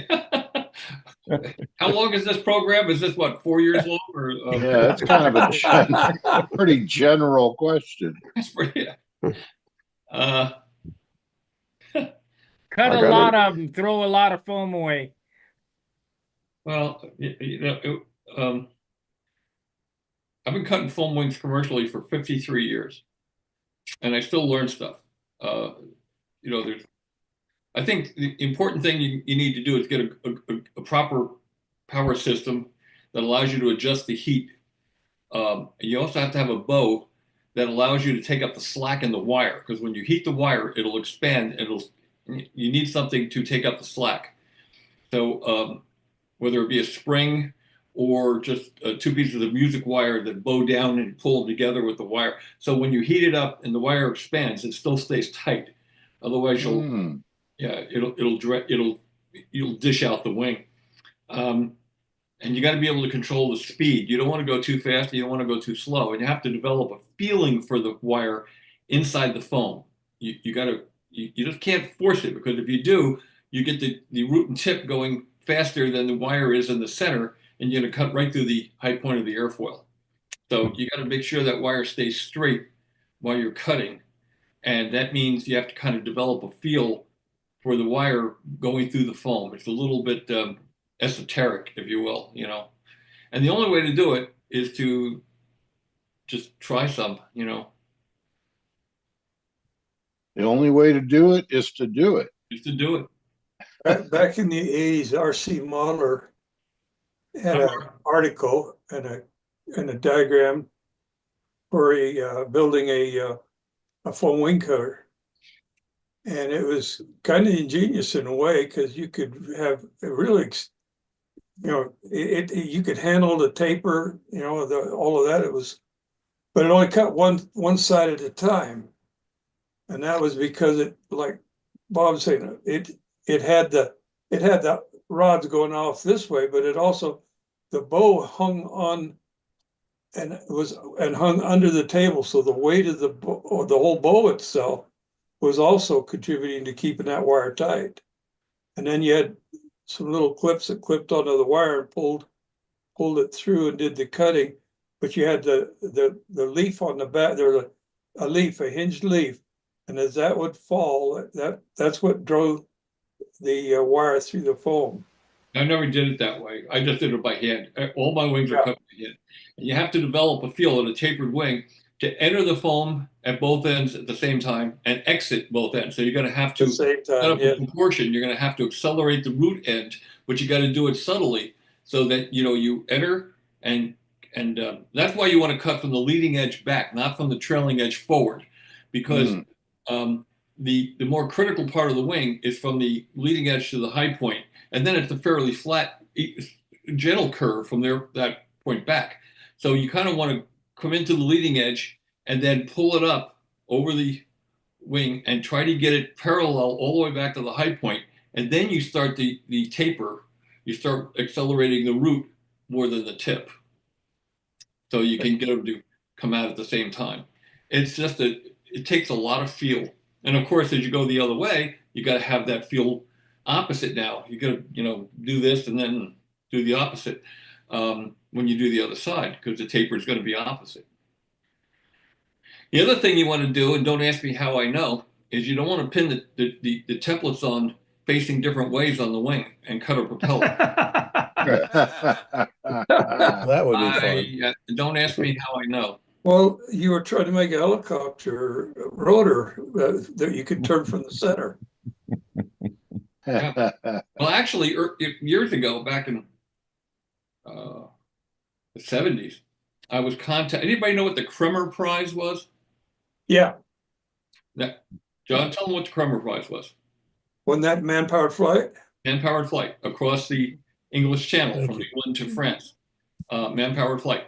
And there was a $50,000 reward, which was a lot of money back in 1970.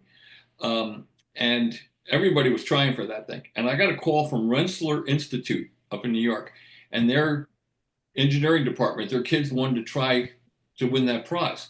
So they drew out a propeller airfoil, and somebody knew about me cutting foam wings, and they called me and said, "Can you cut a propeller?" And having cut one accidentally, I figured, yeah, I can do that. So they sent me down these airfoils, these really exotic Epler or something airfoils.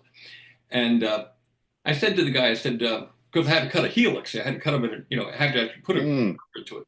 I didn't know if I could do it, but it worked out perfectly. And it had a spar and everything in there. We put holes in a slot in for a spar and everything. And I said to the guy, I said, why don't you just use a Clark Y airfoil, just a regular old Clark Y? He says, oh no, our airfoil is going to produce way more thrust than that would. So I cut him the wing he wanted, or the propeller he wanted, and then I cut another one using Clark Y airfoils and sent it to him for free. He called me back and said the Clark Y put out 6 pounds more thrust. Wow. Hey, Bob, can I ask you something real quick about cutting? Yeah. If a guy's going to make his own lost foam jig, Mhm. you can't buy them from the guy that used to make them. Do you just let the hot wire kerf, for lack of a better term, account for the thickness of the wing sheeting? No, Or are you physically cutting? it's not that much. It's not that much unless you put on tremendous amount of heat. It's almost nothing. It's almost nothing. It's thickness of the wire, but it's above the template. So if it cuts below the template, it's by a couple of thousandths. But what I guess I'm getting at is we got one block of foam. We're going to cut a core out of that. That core is what we use to make our rib making templates, and the shucks become the cradle that you build it. Right. Don't even think about the curve. It's not an issue. You're going to use nominally 20,000 thick nichrome wire. If you don't have any, I can send you some. I got enough for a lifetime supply for everybody on this forum. I want a big roll of it. It's 1.5 ohms per foot resistance wire, and you'll find that your fears about the kerf, it's non-existent. Well, Bob, your video on this shows you how to do that. Yeah, I never actually did a foam cutting video per se. No, but the video that you have on the lost foam Lost approach foam, I showed how to cut a shows wing. how to cut the lost foam Right. template. Mm-hmm. So if you haven't seen that, Steve, I haven't. I you have need to get a hold of it. I don't have any copies. It's a 4-hour video. Actually, it's a 4-hour video, two DVD set.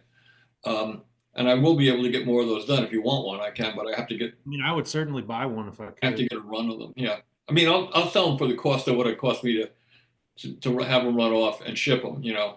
I'll take one of those. I'm out of making the business of making money at the hobby. So I just showed up after all the cool stuff's already happened for the most part. Hey, guys. you'll be surprised how much you don't think about that when you start doing it. Go ahead, Mark. Hey, Mark Weiss is here. Hey, as I feel obligated, I'm sorry, as Pampa president and sworn to honesty, that I have to say that it took me months and months to teach Bob how to do all this phone work. Fortunately, I take no credit for it. He's done pretty well without me. Oh, it's getting deep on here. Oh, Lord. By the way, Bob, Mark, are you on the road or back home? Me, Yeah. I'm finally home. All right. are you Yeah. coming up Sunday to the swap meet? Yes, I am. I could probably have your airplane done and ready to hand off to you. I'll definitely be there. That'd be wonderful. I'll try. I depends on how much time I can spend in the shop tomorrow. I can't spend the time like I used to, so. Caffeine's wife will get mad at you now. Now, whatever No, you life. can, I'll take whatever you do because for those of you who've not spent time in Bob's shop, it's a joy, it's educational, it's fun. It's special. You just like the food. Well, I only go there when your wife is home. That's true. Well, it's better than going there to see my wife when I'm not home. That's true. It's good to see all you guys. You too. Hey, Bob, nothing's come through yet. Nothing's come through. Well, do I have the right email address? What do you got? Hold on, let me see if I have the right email address. So, Mark, do you have any updates for us on the 2025 Nats? I do. Nice. You just asked me if I had them. I said, yes, I do. Would you share them with us? That's another point. I Actually, will. it's doubled, Yeah, I I heard. will tell you this. Let me get my calendar out. All right, John, let me ask you a quick. Is it joebellcrank2@gmail.com? That's it? I'll try again. I'm Okay. sorry. Oh, I'm Actually sorry. said that out loud, but that's okay. No, that's okay. I've said it out loud on here in the past. Helmet Okay. all over you now. By the way, this is a little extra confusing with the real Steve Smith growing a beard. So now, Yeah. what's the Yeah, difference? he's had a beard. I've had one for years. No, you both Yeah. have a beard. Yeah. Wow. That's Junior. He's following in my footsteps. Well, because of scheduling issues, we're starting Sunday, February 16th at the Nats. They said the whole place would be available. Yeah. And I took it. Oh, my. But if you Bob had a contest before the snow flies. This is going to be during the storm. Absolutely. Well, we have a contest in St. Louis the last Sunday of February called Isolated, which Y'all are crazy. which Bob actually created and no longer attends because it's too cold. Yeah, that's right. Wow. And then Let me get back to the Nats with you. Let me preface this a little bit. I'm on a committee with a whole bunch of other people, maybe 30 of us.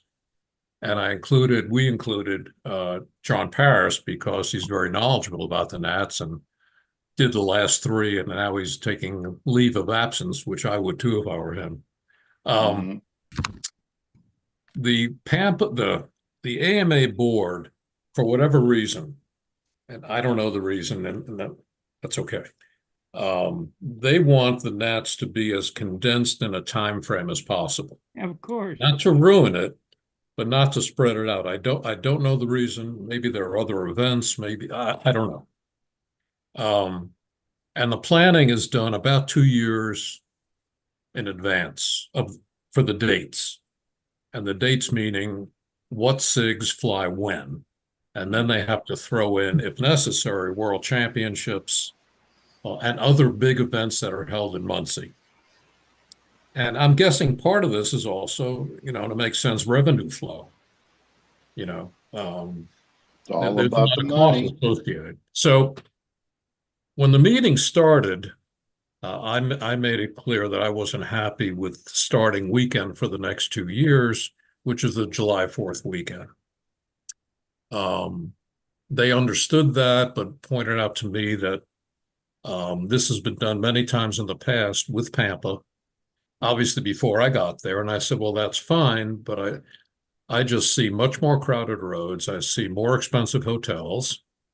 And I see a weekend that's normally a family vacation now is acting a little bit differently.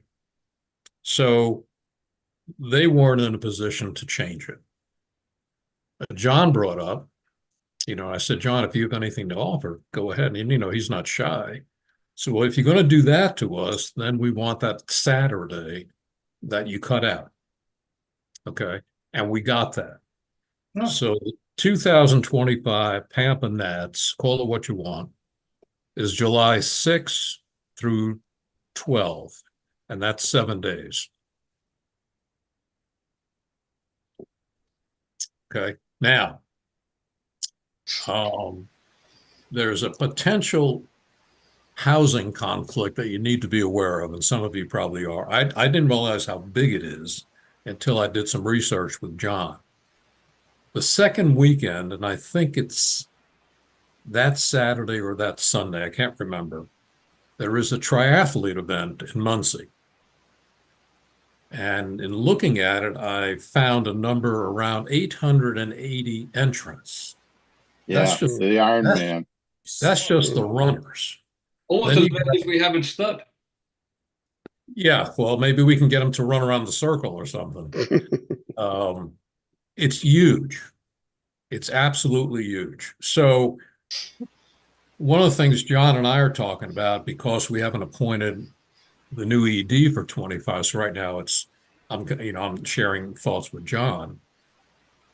If the weather's good, it may make sense for us to try to run the Nats and end it Friday to give if people are having trouble finding a room. Okay. Because the rooms, I'm sure, are going to be more expensive than they usually are. Steve? I got one There already. you go. How many beds you got?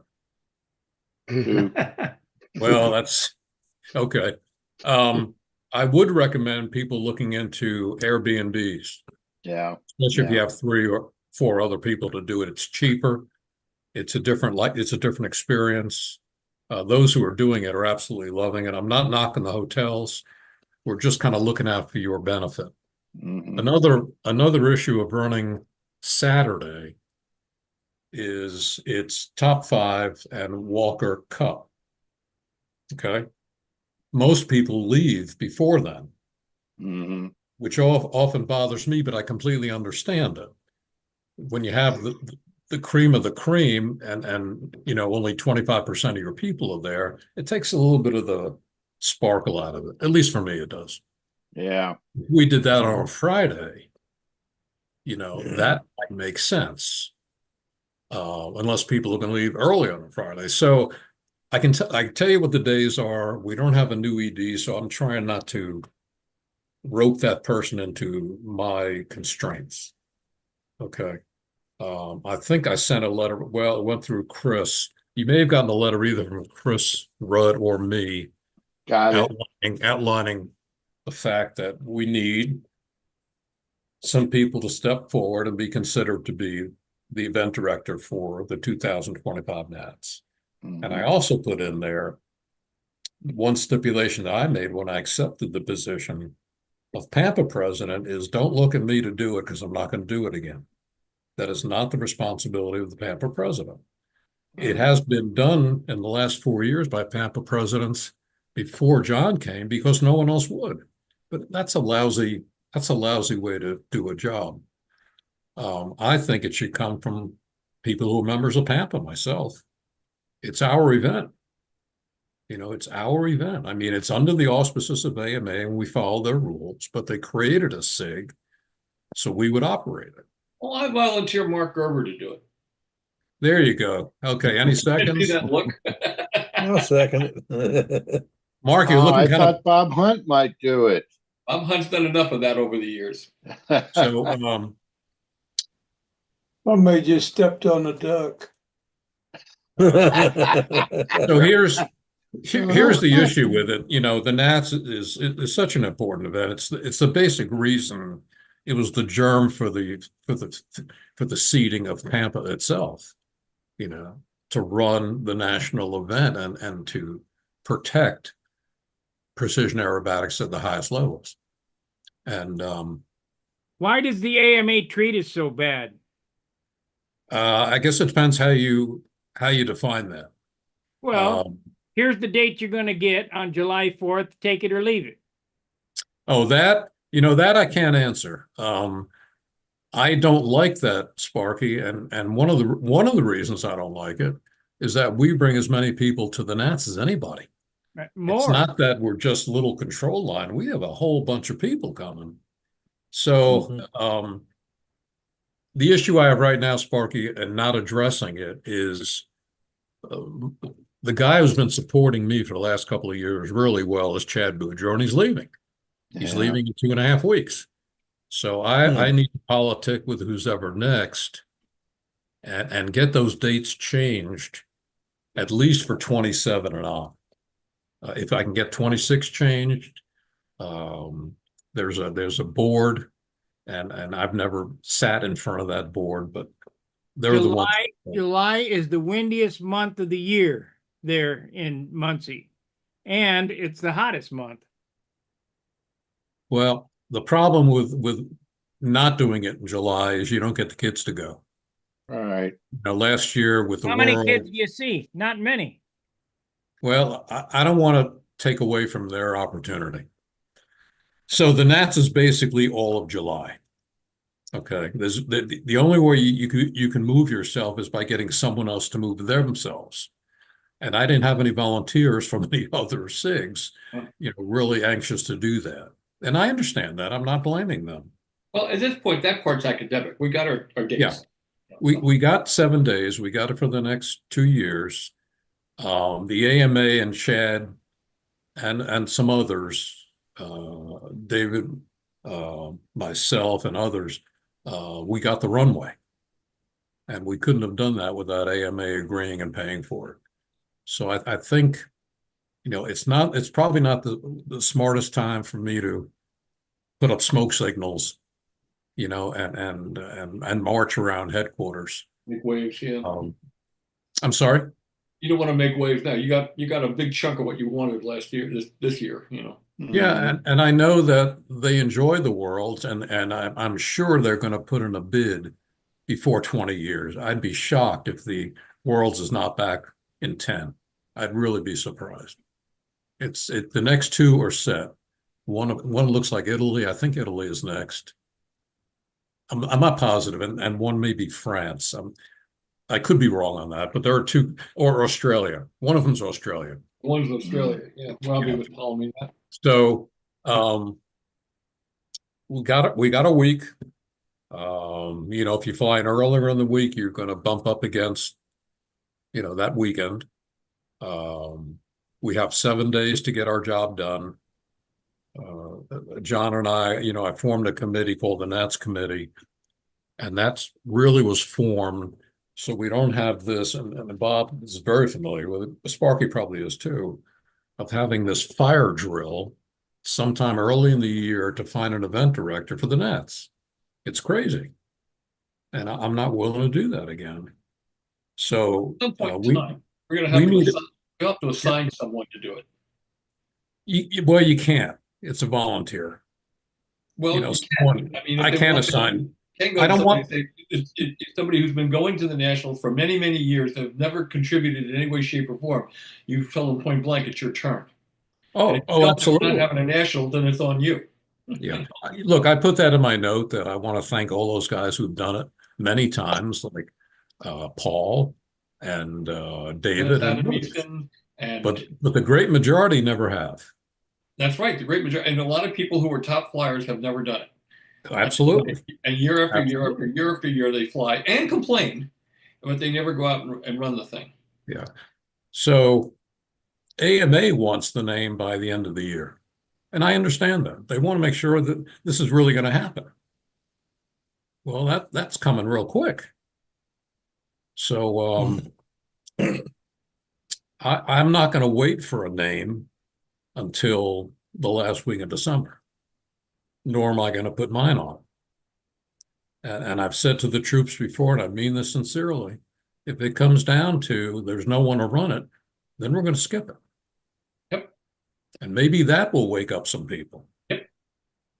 What the committee is also doing, because some people think it's a very daunting task, And it can be if no one is helping you and no one is preparing you. Okay. John has written a how to do it guide. Okay. And we're getting more and more people involved that the event director is really responsible to make sure his staff is doing their job. Okay. But he has to know. He's basically a CEO. Yeah. Yeah. And you know, is it worth it to keep the event going by having someone not fly one year? To me, it is. You know, a lot of people have done it for that reason. They didn't want to see it. For the gratification of those who don't know, in the past, we had Bobby McDonald do it 2 years. We had David Fitzgerald do it 2 years. We had Paul Walker do it 2 years, I believe. And 2 or Dennis 3. do it. Yep. You do it. Warren We T-Hart had did John it. Paris do it 3 years. And we had Warren T-Hart do it, I think, 7 years. Yep. Oh, there have been some guys earlier that were awesome. You know, things have changed. Arlie.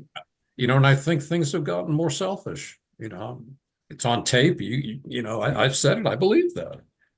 So I mean, you know, if you want to do a job right, something else is going to slip. Yep. You know, for me, it's been flying. For me, it's been building and flying because I believe in Pampa. You know, and I You want don't to have to keep. worry about the building part. You got a schlep to do that for you. Well, I got someone who knows what they're doing, and who's also very nice about it. But I'm willing to do that, and there are others who've been right there. You know, I mean, if you look at the Nats in the world, there's a lot of volunteers. Yeah. But the hardest positions to fill are the highest. You know, and I Well, understand you that. know, all the positions, the judges are tough too, because, you know, they have to make a commitment for a whole week of, and, Yeah. and pay their way, basically. They don't get very much stipend for it. So all the positions are difficult to fill. We worked real hard to get that $400,000 dedicated to the runway. And I think it would be a horrible thing. It would happen to be me to let AMA know that Pampa is so weak we can't find a person to run the event. Exactly. They got to then say to themselves, "Are you kidding me? We just spent $400,000. Yes, sometimes RC Pattern uses it, but that's your deal." You know, so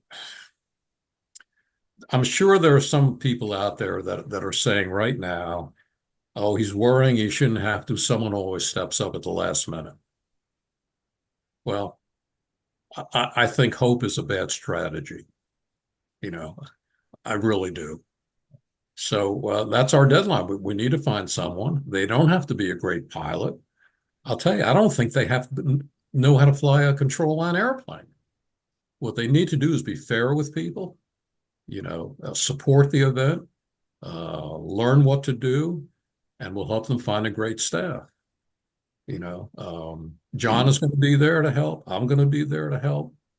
About this I book think, you're I talking think about, both the book Michelle on and Todd, who are on the committee, are going to be there. Mark Overmeyer is going to be responsible for the judging. He and Steve.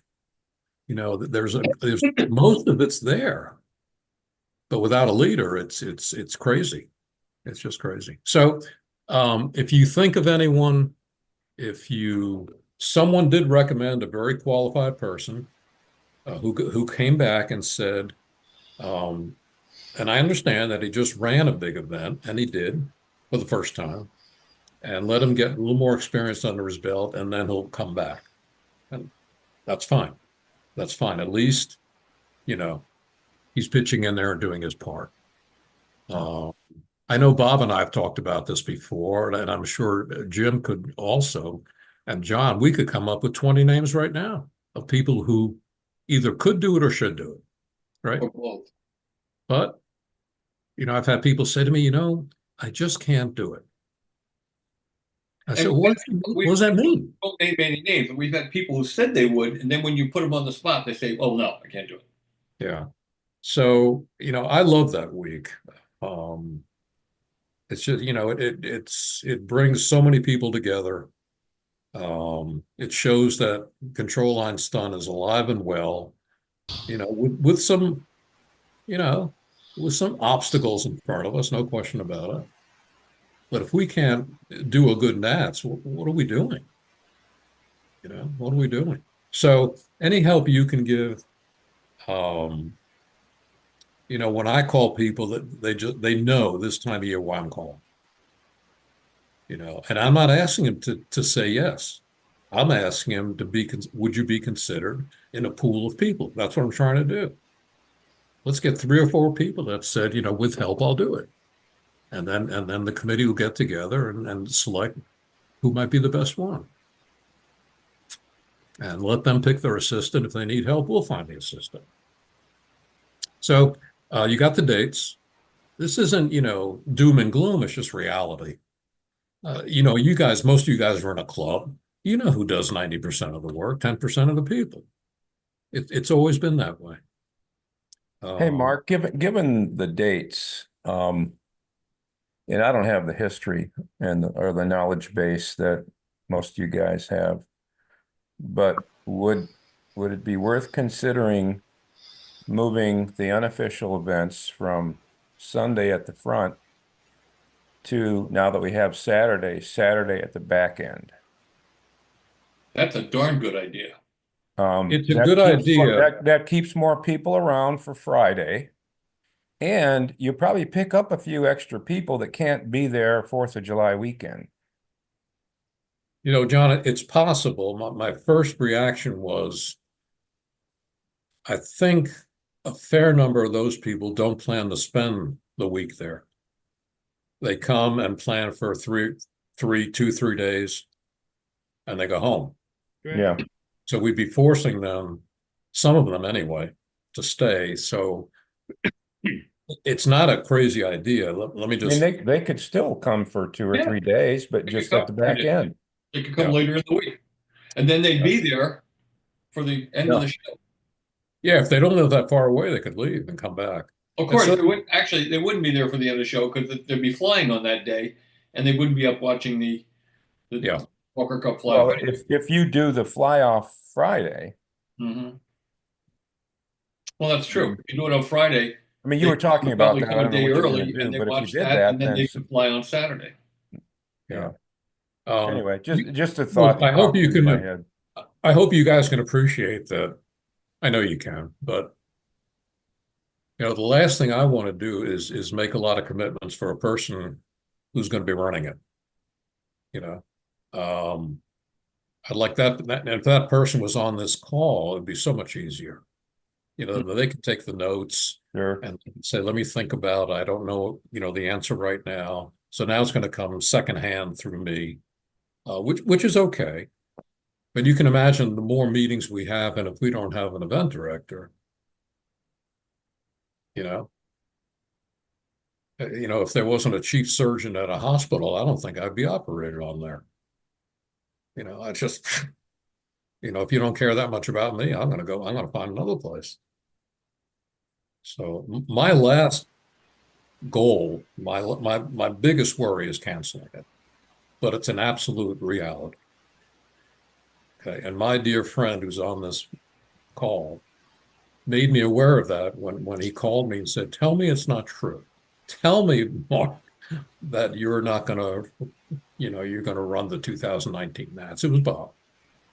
And he said, "You're doing enough already. Practice the word no." He said, "Why are you doing it?" And I said, "Because no one else would." And he said, "Let me just tell you my point of view. If no one is willing to run the event may be more important to you than it is to them. And if that's true, why have it?" And I thought about it, and he's right. He's right.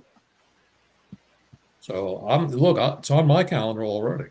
One thing we don't want to have happen. I don't know how many people were around when Pampa wasn't around. AMA ran the stunt event. Yeah. And they were some of the most terrible stunt events ever run. So it's not what they do. You know. You know. Hey guys, let me close this out on YouTube, and we can talk all night long. Sure. I really appreciate the YouTube crew for watching. Let me see here. We'll go my videos, and I got to get in here. live. So be sure to like, subscribe, and share.